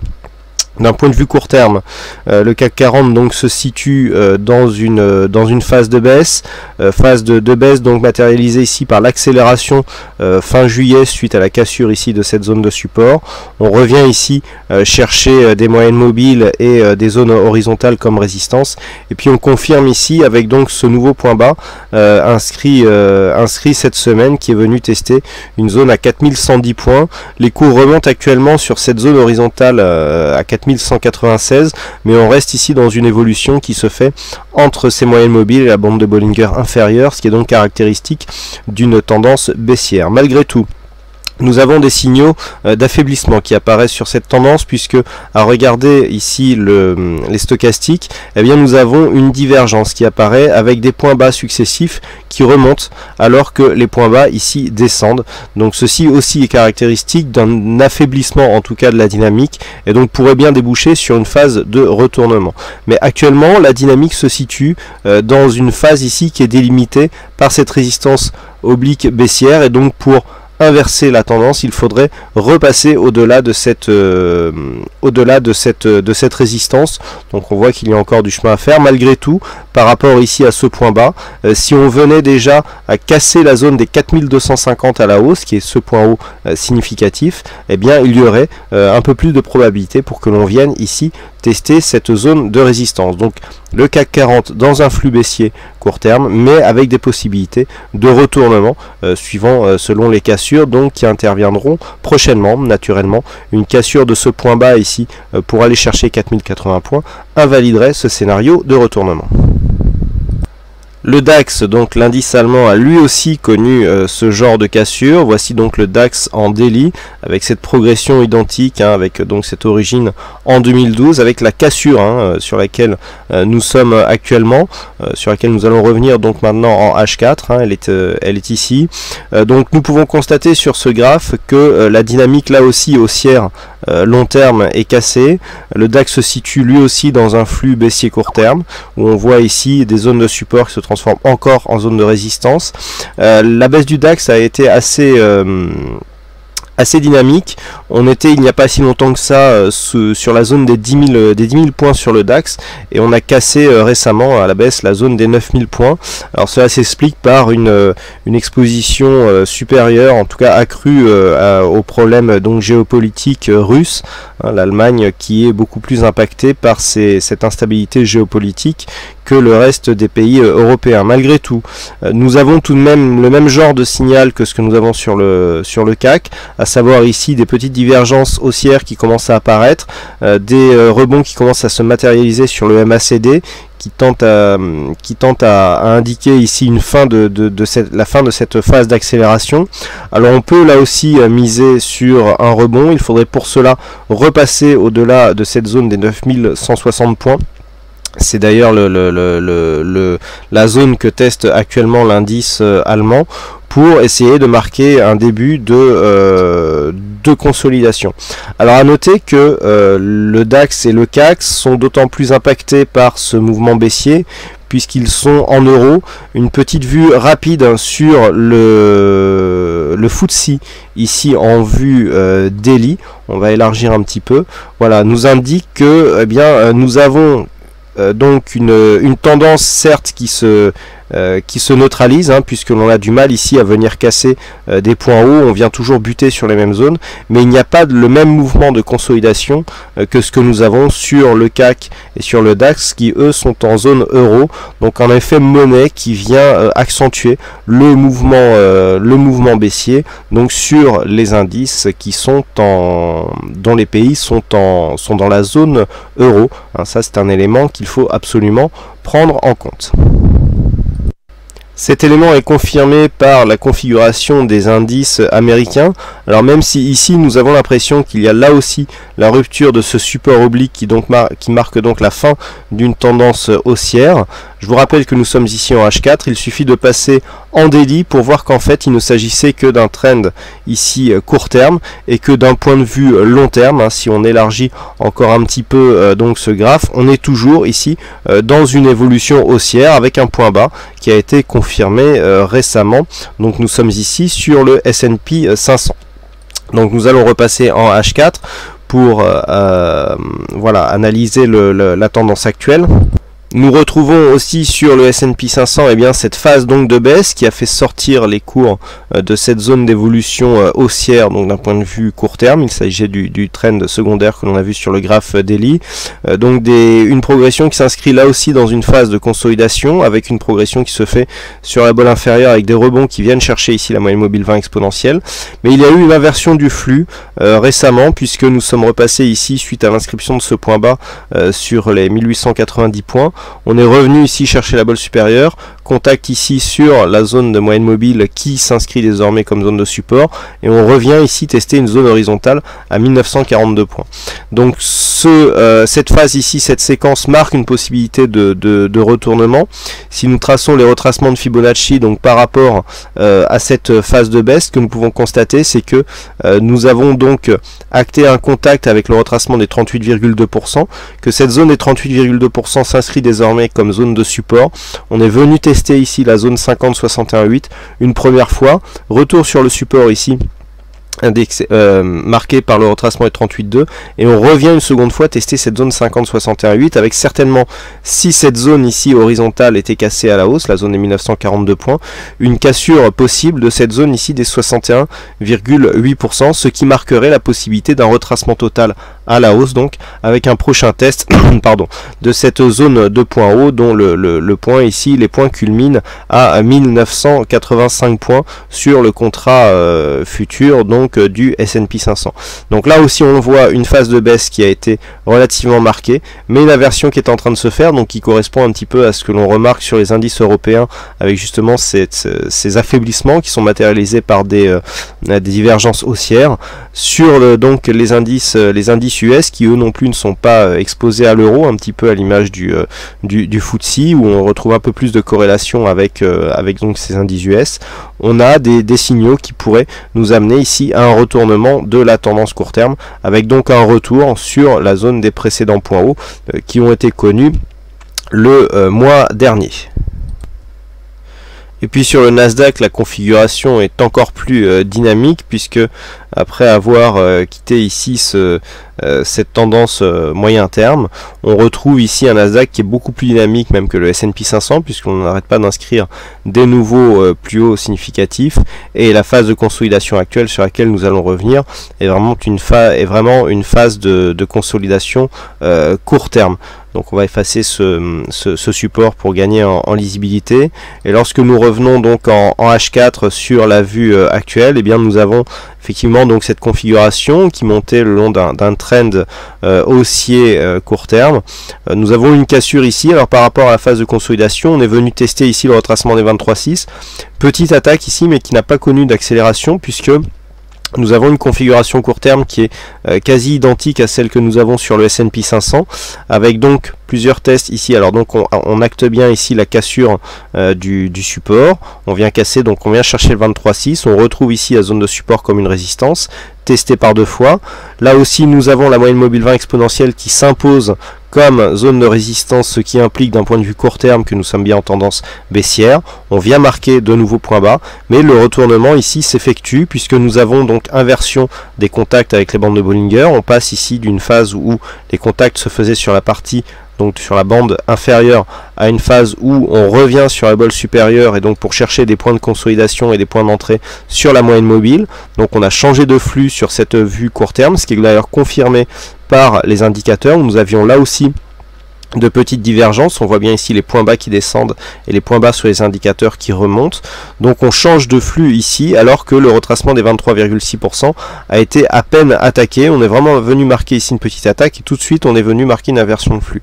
Donc actuellement sur le Nasdaq, où la dynamique reste décidément haussière, nous avons une possibilité ici d'avoir un retour, donc suite à la cassure de ce trend, un retracement donc très léger d'un point de vue court moyen terme. Nous risquons ici d'avoir un retour sur cette zone de point haut, quasiment sur les 4000 points, donc sur le contrat futur du Nasdaq. Donc on le voit, le fond de la tendance reste résolument haussier, et on attend ici un test de la zone des précédents points hauts qui ont eu lieu le mois dernier, donc une tendance qui reste haussière sur le Nasdaq. Enfin, nous terminons par un petit tour sur le marché Forex, donc monnaie matière première, avec l'euro-dollar donc qui s'inscrit toujours dans un contexte moyen terme baissier, avec ce trend ici qui est en train de se dessiner et qui est relativement régulier. Nous sommes ici en H4. Si nous nous rapprochons un petit peu, nous pouvons constater que les cours se situent actuellement sur une phase où on est sorti d'une tendance baissière court terme, donc sortie qui s'est matérialisée ici par la cassure de cette zone de résistance. On avait un biseau baissier, donc il y a bien eu cassure qui est venu marquer ici donc la fin de la dynamique baissière. Alors malgré tout, suite à cela, on a marqué un nouveau plus bas, mais depuis l'inscription de ce point bas, eh bien, les cours rebondissent régulièrement donc sur cette zone des 1,3335. Donc les cours sont actuellement sur cette phase de stabilisation. Du point de vue de la tendance, ce que nous pouvons remarquer, c'est que le rebond technique ne prend pas forme, puisque suite à la cassure donc de cette zone de résistance et donc l'inscription du point bas significatif de la fin de tendance, nous avons un retracement de Fibonacci ici du 23,6%. Qui n'a pas été cassé. On est venu attaquer cette zone et tout de suite on est revenu sur la zone de point bas. Donc deux possibilités dans cette configuration. Soit nous avons effectivement une cassure de cette zone de point bas, et suite à une toute petite consolidation à plat, donc à peine sur le retracement à 23,6%, on continue donc par une cassure, on confirme par une cassure de cette zone de point bas, et dans ce cas-là, il est possible d'avoir une accélération relativement dynamique de cette paire euro-dollar à la baisse, puisque suite à cette forte baisse, le fait de n'avoir ici qu'une petite phase de rebond technique nous montre qu'il y a il subsiste une forte pression baissière donc sur cette paire de devises, ou alors on marque plusieurs contacts sur cette zone de support, et au dépassement de cette zone, eh bien, il y aurait des signaux techniques de retournement par double voire triple bottom qui pourrait s'inscrire avec donc une accélération sur un éventuel dépassement de cette zone horizontale des 1,3426. Donc ici nous sommes dans un range actuellement court terme défini par ces deux zones. La cassure de l'une ou de l'autre de ces zones nous donnerait un schéma directionnel beaucoup plus marqué. Et puis sur l'or, neutralisation de la tendance suite à la phase de hausse que nous avons connue en juin. L'or donc évolue d'une manière horizontale, alors passant d'un range à l'autre. On a deux ranges situés entre 1310 et 1330 $ l'once, et l'autre donc range entre 1310 et 1280 $ l'once. Les cours oscillent entre ces deux zones, et pour l'instant il n'y a pas de tendance marquée d'un point de vue moyen terme, et idem du point de vue court terme, puisque si nous nous rapprochons, eh bien nous pouvons constater qu'actuellement les mouvements sont assez horizontaux. On reste ici autour de cette zone d'équilibre qui se situe à 1310 $ l'once, donc pas de mouvement directionnel marqué sur l'or. Toutes les phases d'accélération ici restent sans suite. La dernière phase d'accélération que nous avions eue, c'était à la baisse ici. On était venu marquer un petit mouvement, mais qui finalement n'a pas trop porté à conséquence. Et depuis, eh bien, l'or se cherche une tendance en changeant ici de range régulièrement. La sortie ici n'avait pas donné lieu à une accélération, puisque la réintégration a été quasi immédiate. Donc toujours ici en attente d'un trend et d'une tendance un peu plus marquée sur le métal jaune. Voilà donc ce... Ok, c'était le point réalisé par Gilles Santacreux du site boursicoté.com pour Active Trades. Alors je vous mets le lien vers son site boursicoté.com. Quant à Active Trades, si vous souhaitez plus d'informations ou vous renseigner, vous avez une page dédiée présentant Active Trades disponible dans le menu de gauche sur videobourse.fr. Alors on reprend les graphiques, on est toujours haut perché sur le Dow Jones qui est mauvais pour moi, avec une perte sur la journée de presque 0,4%, 0,39%. Et là en cette fin de journée, en cette fin de session, je vais essayer de choper un point bas et a priori je vais sortir, sauf si on a un très grand mouvement de baisse. Donc la position du jour plus 0,5 lot, enfin 5 lots, donc 5 € du point, 5 $ du point, sur une position que j'avais ouverte la semaine dernière. Donc réduire mon exposition, puisque les marchés montent, j'ai tort, donc je réduis mon exposition. Donc à moi de chercher un point bas intéressant. Alors sur le chat écrit, il y avait Rézel qui disait que pour lui c'était une journée de scalping simple, qu'il avait repris 20 € supplémentaires quand il a fini sa journée. Tant mieux, ça change. Rézel qui demande à Red Bull s'il y croyait au DAX à 9000 quand on était à 9006. Désolé, Red Bull qui sait je dois partir, mais 9000 semblait pas impossible, par contre on n'était pas en crack, lol, disait Red Bull, et on verra après. Et on verra pas 6000 en septembre. Après, si tu appelles ça un crack 9800 à 9000, c'est juste qu'on n'a pas la même vision du crack, disait Red Bull avec un clin d'œil. 10% en moins d'un mois, c'est beaucoup, disait Réziel. Effectivement, c'est beaucoup. Après, c'est pas une crise majeure comme en 2008, c'est même pas comme par rapport à la Grèce, ce qu'il y avait eu il y a quelques années, mais c'est une très grosse baisse. Après, le terme crack est peut-être un peu abusif, mais une très grosse baisse, je pense. Voilà. Bon, sur ce, bonne fin de journée et trader prudemment, disait Red Bull, merci à toi, bonne fin de journée. Je repasse plus tard ou demain, pas de soucis. Chéché qui disait, tiens, voilà.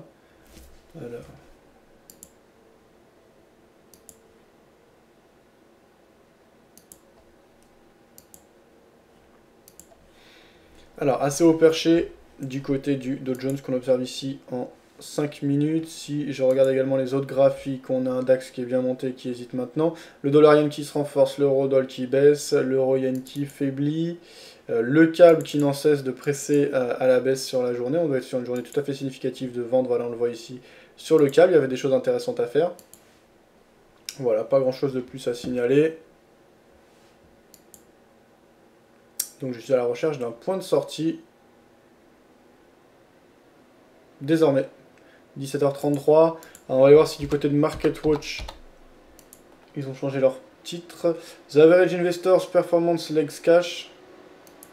Ça, j'ai pas trop saisi de ce dont il s'agissait. Alors ici sur le site du Wall Street Journal, on voyait les revenus par classe d'actifs moyens par investisseur selon voilà, les différentes classes d'actifs. Donc l'énergie, c'est ce qui a le plus performé sur les 20 dernières années, si on annualise les revenus, etc. Investir sur le Japon, c'est ce qui a le moins payé ces 20 dernières années. On a pris moins de 2% sur 20 ans. La moyenne des investisseurs, elle est de un peu plus de 2% sur les 20 dernières années, donc c'est assez faible. Donc voilà, Intéressant, donc pour ceux qui... je vous laisse le lien déjà vers ça. Vers cet article, pour ceux qui lisent l'anglais notamment. Et moi je vais partager ça sur Twitter.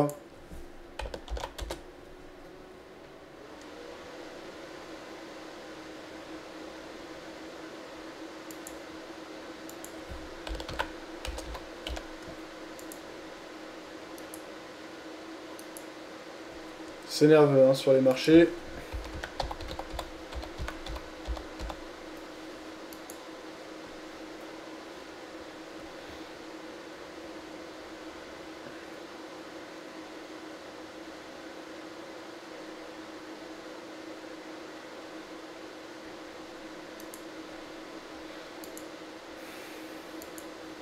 Voilà, c'est partagé.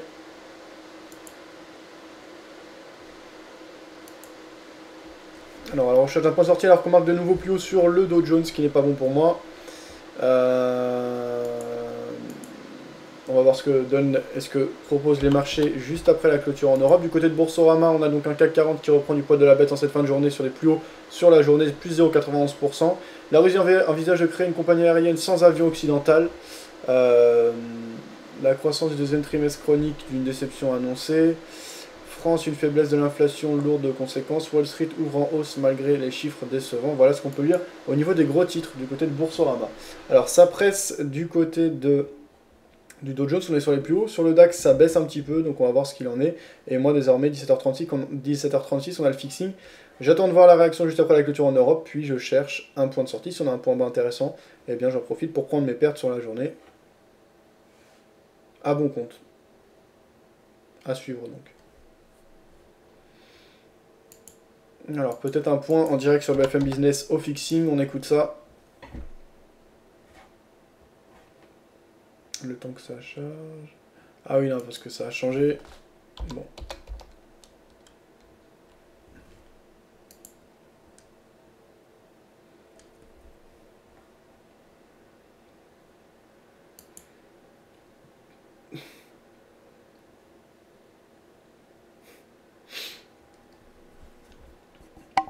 Vous souhaitez investir dans l'immobilier neuf, économiser jusqu'à 54 000 € d'impôts et bénéficier d'un taux de rentabilité de plus de 8%? Habiteo.com, site internet spécialiste de l'immobilier neuf, vous permet d'accéder à l'ensemble des informations pour investir en toute sérénité. Découvrez la résidence, le quartier et visitez votre futur appartement en 3D comme si vous y étiez. Encore des doutes? Notre équipe d'experts vous répond depuis nos bureaux parisiens. N'attendez plus et bénéficiez d'une réduction jusqu'à 19 000 € de remise sur le prix de vente avant le 1er septembre. Avec Habiteo.com, demandez une simulation personnalisée.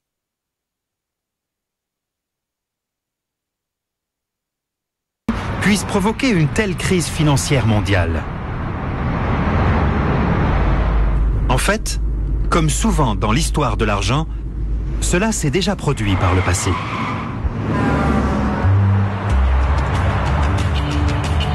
En mars 1984, aux États-Unis, des autorités de contrôle gouvernemental reçoivent une vidéo montrant des maisons et des immeubles en construction sur plusieurs kilomètres le long de l'Interstate 30 aux abords de Dallas.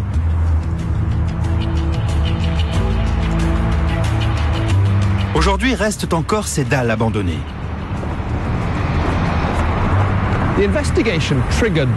L'enquête soulevée par ces constructions inachevées mettra au jour l'un des plus gros scandales financiers, une escroquerie qui contredit totalement la notion de sécurité de l'achat immobilier.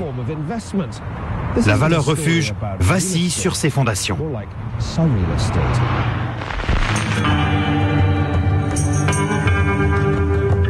Les caisses d'épargne et de prêt ne sont pas seulement à la base du New Deal immobilier de Roosevelt.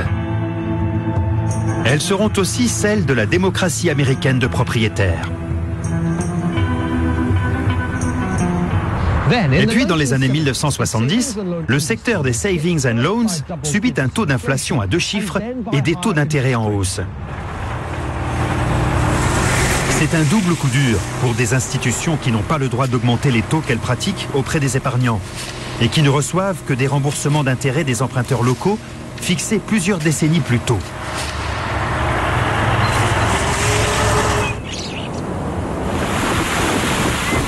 Pour Washington, la solution est de lever toutes ces restrictions. Ronald Reagan est fier de promulguer cette déréglementation en 1982. All in all, I think we hit the jackpot. Pour certains, sûrement. Libérés de ces anciennes contraintes, les organismes de crédit voient soudain l'opportunité de s'enrichir dans le secteur, juste là stagnant, du prêt immobilier. En augmentant les taux d'épargne, ils invitent les clients à de plus gros argent dont ils peuvent se servir par la suite pour accorder autant de prêts que souhaité.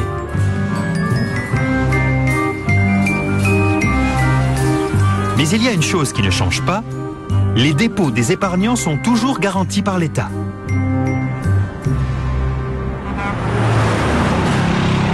Les routards de la finance sont alors à la fête. Bienvenue au Wise Circle Grill, à l'extérieur de Dallas, investi tous les midis par une clientèle locale à la morale irréprochable. Il y a 20 ans, c'était une toute autre histoire. La ville de Dallas a été le théâtre d'actes frauduleux de la part des Savings and Loans, et c'est ici que les cowboys de la finance venaient passer le temps. Ils y dégustaient des brunchs quand ils n'étaient pas occupés à profiter de leur ranch, digne de la série télévisée Dallas.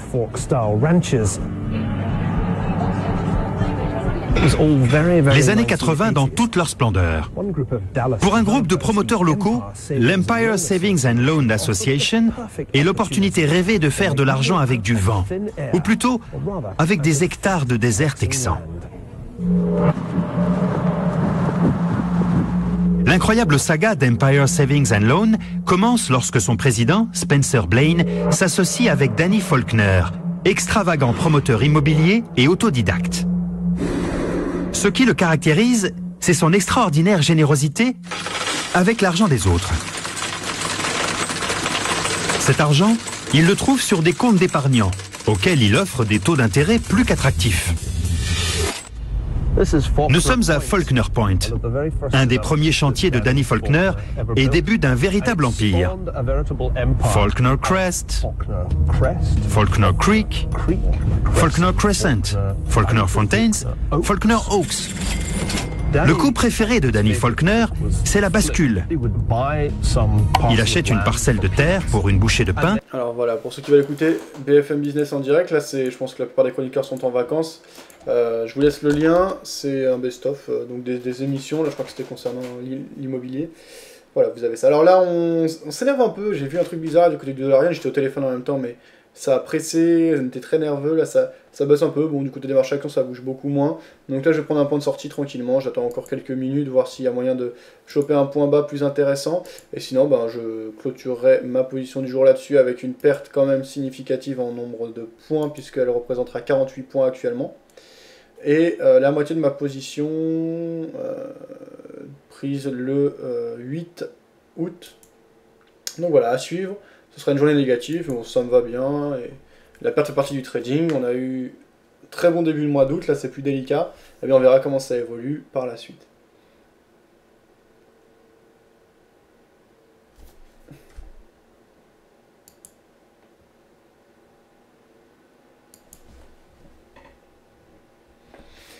Alors,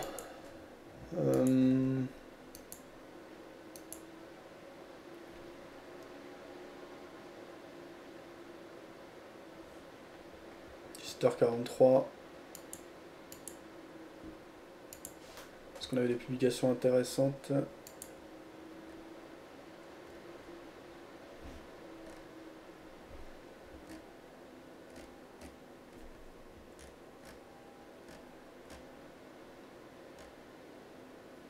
Non, rien de nouveau du côté de YouTube. Assez calme, hein, toujours au niveau de l'information ce mois de août. Je veux dire au niveau des chroniqueurs, etc. On voit que pas mal de gens sont en vacances. Là pareil, on a un best-of sur BFM Business juste après la clôture. Bon. Alerte, l'Ukraine prête à accepter le convoi humanitaire sous certaines conditions. Ça je pense que c'est ce qui a amené la hausse tout à l'heure. Hein. Donc la réconciliation en Ukraine qui rassure les marchés a priori. Alerte Gaza, le Conseil des droits de l'homme de l'ONU légitime les terroristes du Hamas. J'ai pas compris, parce que là il y a un parti pris dans cette alerte. Alors je sais pas, Romandie, théoriquement ils sont censés ne pas vraiment donner d'avis, mais là ils mettent Gaza, le Conseil des droits de l'homme de l'ONU légitime les terroristes du Hamas. Déjà si l'ONU les légitime, ça devient subjectif le fait de les qualifier de terroristes, mais bon. Romandie qui relaye ça, peut-être qu'ils filtrent pas, hein, peut-être qu'ils prennent les informations de différents sites, donc peut-être des sites avec des points de vue, et du coup ça donne de l'information biaisée, mais bon, je sais pas exactement comment ils s'organisent. Brésil, un hélicoptère s'écrase dans une zone résidentielle de Santos, ils font beaucoup d'hélicoptères au Brésil. Aux surprises des stocks de brut, le 8 au 8, enfin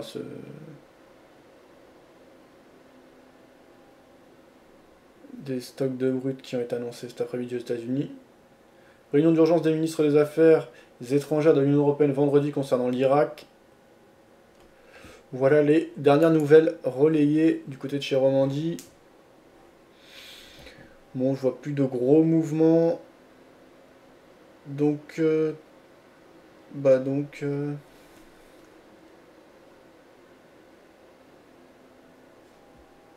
prends ma perte sur la position du jour, c'est fait.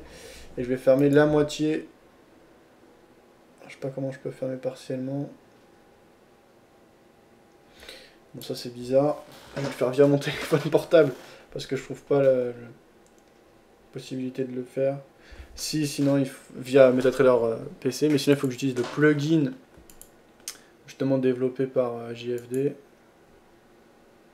C'est Trade Terminal, voilà.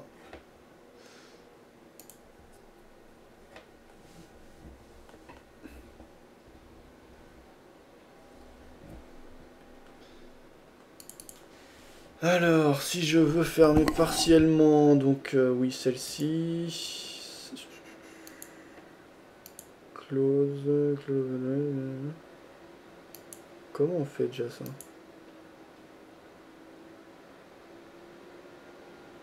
Partial close. Non mais c'est sur tous les ordres ça. Donc moi il faudrait que je clôture. Ouais non c'est pas ça. Non ça me va pas. Bon. Je vais faire avec mon téléphone portable. Bizarrement il y a une option là sous MetaTrader qui est disponible sur le téléphone portable qui n'est pas directement sur la plateforme MetaTrader sur PC.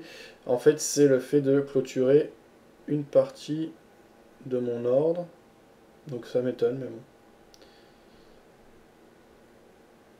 Non, j'ai pas dit ça. Attends. Pourquoi il me met ça? Je veux fermer que 15. Ah, on peut pas. Ah ouais, c'est au moins 10 €, tu penses? C'est pas possible. Comment ça?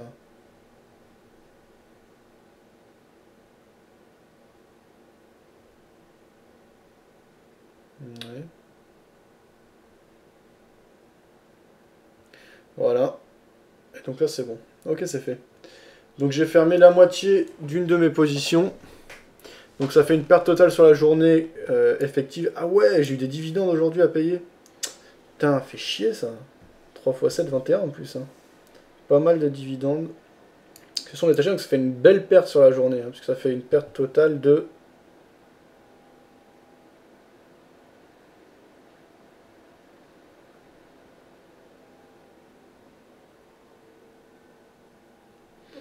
« 1,5%, mais je trouve que ça fait beaucoup. Alors les dividendes, bon bah ça oui d'accord, mais là je vois une synchronisation. Je sais pas, c'est bizarre. Ouais, je sais pas exactement ce que c'est. Mais bon. Voilà, donc j'ai réduit mon exposition, réduit ma perte en cours. Et donc je suis exposé désormais de 25 € du point à la vente sur le Dow Jones. Donc on va voir ce que ça donne par la suite. Toujours vendeur. Cette hausse nous a conduit légèrement plus haut que les 38,2%. On verra ce que ça donne par la suite. Donc deux scénarios possibles. Soit on continue la phase de correction. À ce moment-là, je continue d'alléger mon exposition au fur et à mesure. mais je maintiens un biais baissier, en tout cas tant qu'on est en dessous de 61,8%.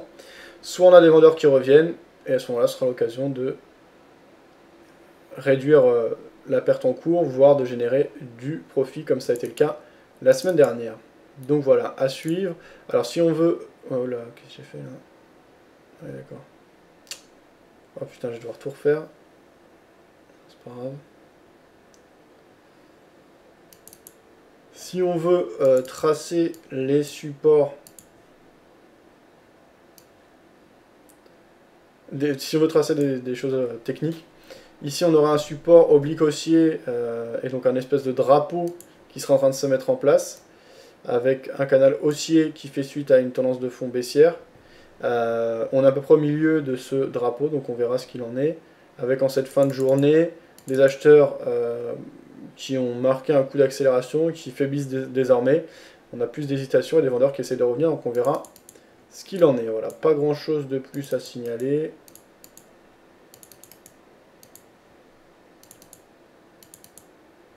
On va faire le bilan du côté de MyFixBook pour voir exactement ce qui s'est donné.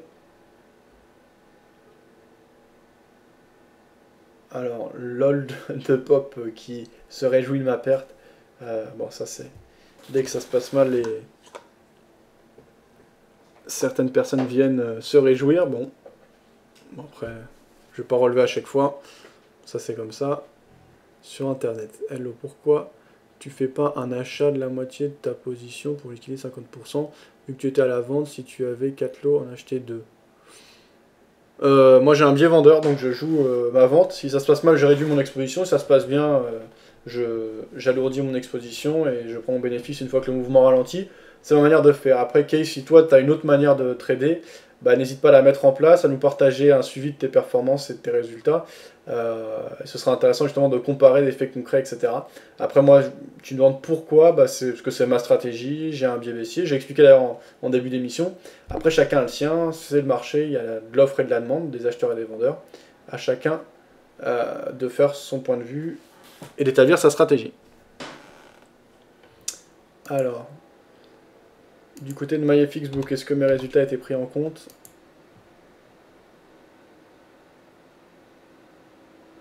Oui, ça y est, voilà.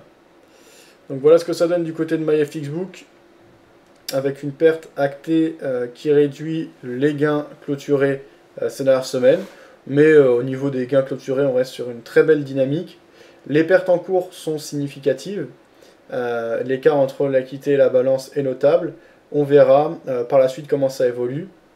Voilà, donc ce jour, une perte de 1,18%, soit 1269 €, 282 pips. Donc il faut ajouter à ça les dividendes, donc c'est pour ça que moi j'ai 1005, quasiment. 1005, ouais. Deux positions sur la journée clôturée, donc la moitié d'un de mes trades et le trade pris ce jour. Un de mes trades de la semaine dernière, la moitié et mon trade pris ce jour coupé entièrement, ce qui fait 2 trades perdants sur la journée. Donc c'est une semaine négative actuellement, après 2 journées très légèrement positives hier et avant-hier. Donc ça fait une perte de 1,13% sur l'ensemble de la semaine, soit moins 272,90 points, donc 50% de trade gagnant sur la semaine. Ça réduit mon facteur de profit à 1,16 et mon profit sur le mois d'août à 3,82%, qui reste très bon. Donc on va essayer de bien négocier cette seconde partie du mois d'août qui se présente, puisqu'on est déjà le 13 août, donc bientôt à la moitié du mois. Tout reste possible et on verra ce qu'il en est. Bien sûr, la phase d'euphorie qu'on a eue ici n'est pas infinie, elle a déjà duré longtemps et permis de dégager un beau bénéfice. Maintenant c'est une période plus délicate, on va essayer de la gérer de manière optimale comme ça a été le cas auparavant, et de rentabiliser au maximum les périodes de croissance. Voilà. Pas grand chose de plus à signaler.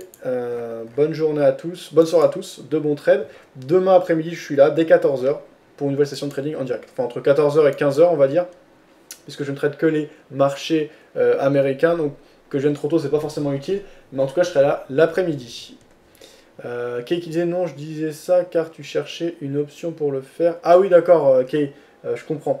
Donc toi tu parlais plus du point technique. Alors Kay, peut-être que ça aurait marché effectivement, le fait d'acheter, mais comme je suis pas sûr, j'ai pas envie de tenter les trucs bizarres, tu vois. C'est quand même le contre-elle, donc je vais faire mes tests en démo par rapport à ce que tu as dit. Mais je crois qu'il faut activer l'option. Mais par contre, oui, j'aurais pu le faire sur le plugin. Je sais que ça se fait, ça. Donc, voilà, effectivement, c'est une bonne idée que tu as, Kay. Merci pour le commentaire. Ça, on avait vu. LOL qui disait « Je suis trop jaloux. Voir autant de pognon aussi mal géré. Ça me trouve cul », disait LOL de Pop. LOL de Pop, je sais... Bon, après, voilà, je sais bien comment ça se passe Internet, mais simplement, ben... Tu vois que la semaine dernière, ça se passait très bien. Cette semaine, ça se passe mal. Donc, dès que ça se passe bien, on n'entend plus personne, entre guillemets, je dis pas des... Parce qu'il y a des gens qui critiquent avec des critiques constructives. Par exemple, sur le forum, il y a un sujet dédié à la gestion du compte mutualisé. Il y en a qui émettent des critiques, etc. C'est assez construit, etc. Mais au niveau des gens sur le chat qui viennent, comme tu le fais toi, par exemple, là, te moquer, etc., ça n'a vraiment aucune crédibilité, quoi. Il faut simplement faire tes trucs... tes critiques méchantes, mais essaye pas d'argumenter quoi que ce soit, puisque c'est... ou de prétendre être crédible ou quoi que ce soit, c'est complètement bidon. Se taire quand ça se passe bien, et dès que ça se passe moins bien, venir critiquer, ça n'a vraiment aucune légitimité, c'est un comportement assez lâche et plutôt minable, donc voilà, pour te répondre, lol. Alors ça on avait vu... Car tu cherchais un moyen sur MetaTrader pour liquider 50% de ta position. Exact, ouais, Kay. Ça marche à 100%, mais test, oui. Bonne fin de journée à toi. Ok, Kay, merci. Allez, bonne soirée à tous, de bons trades. À demain après-midi. Une nouvelle vidéo sera publiée ce soir, donc restez connectés sur les réseaux sociaux ou sur videobourse.fr pour consulter cette dernière, une des dernières vidéos du Friday Forex. Il reste encore quelques-unes.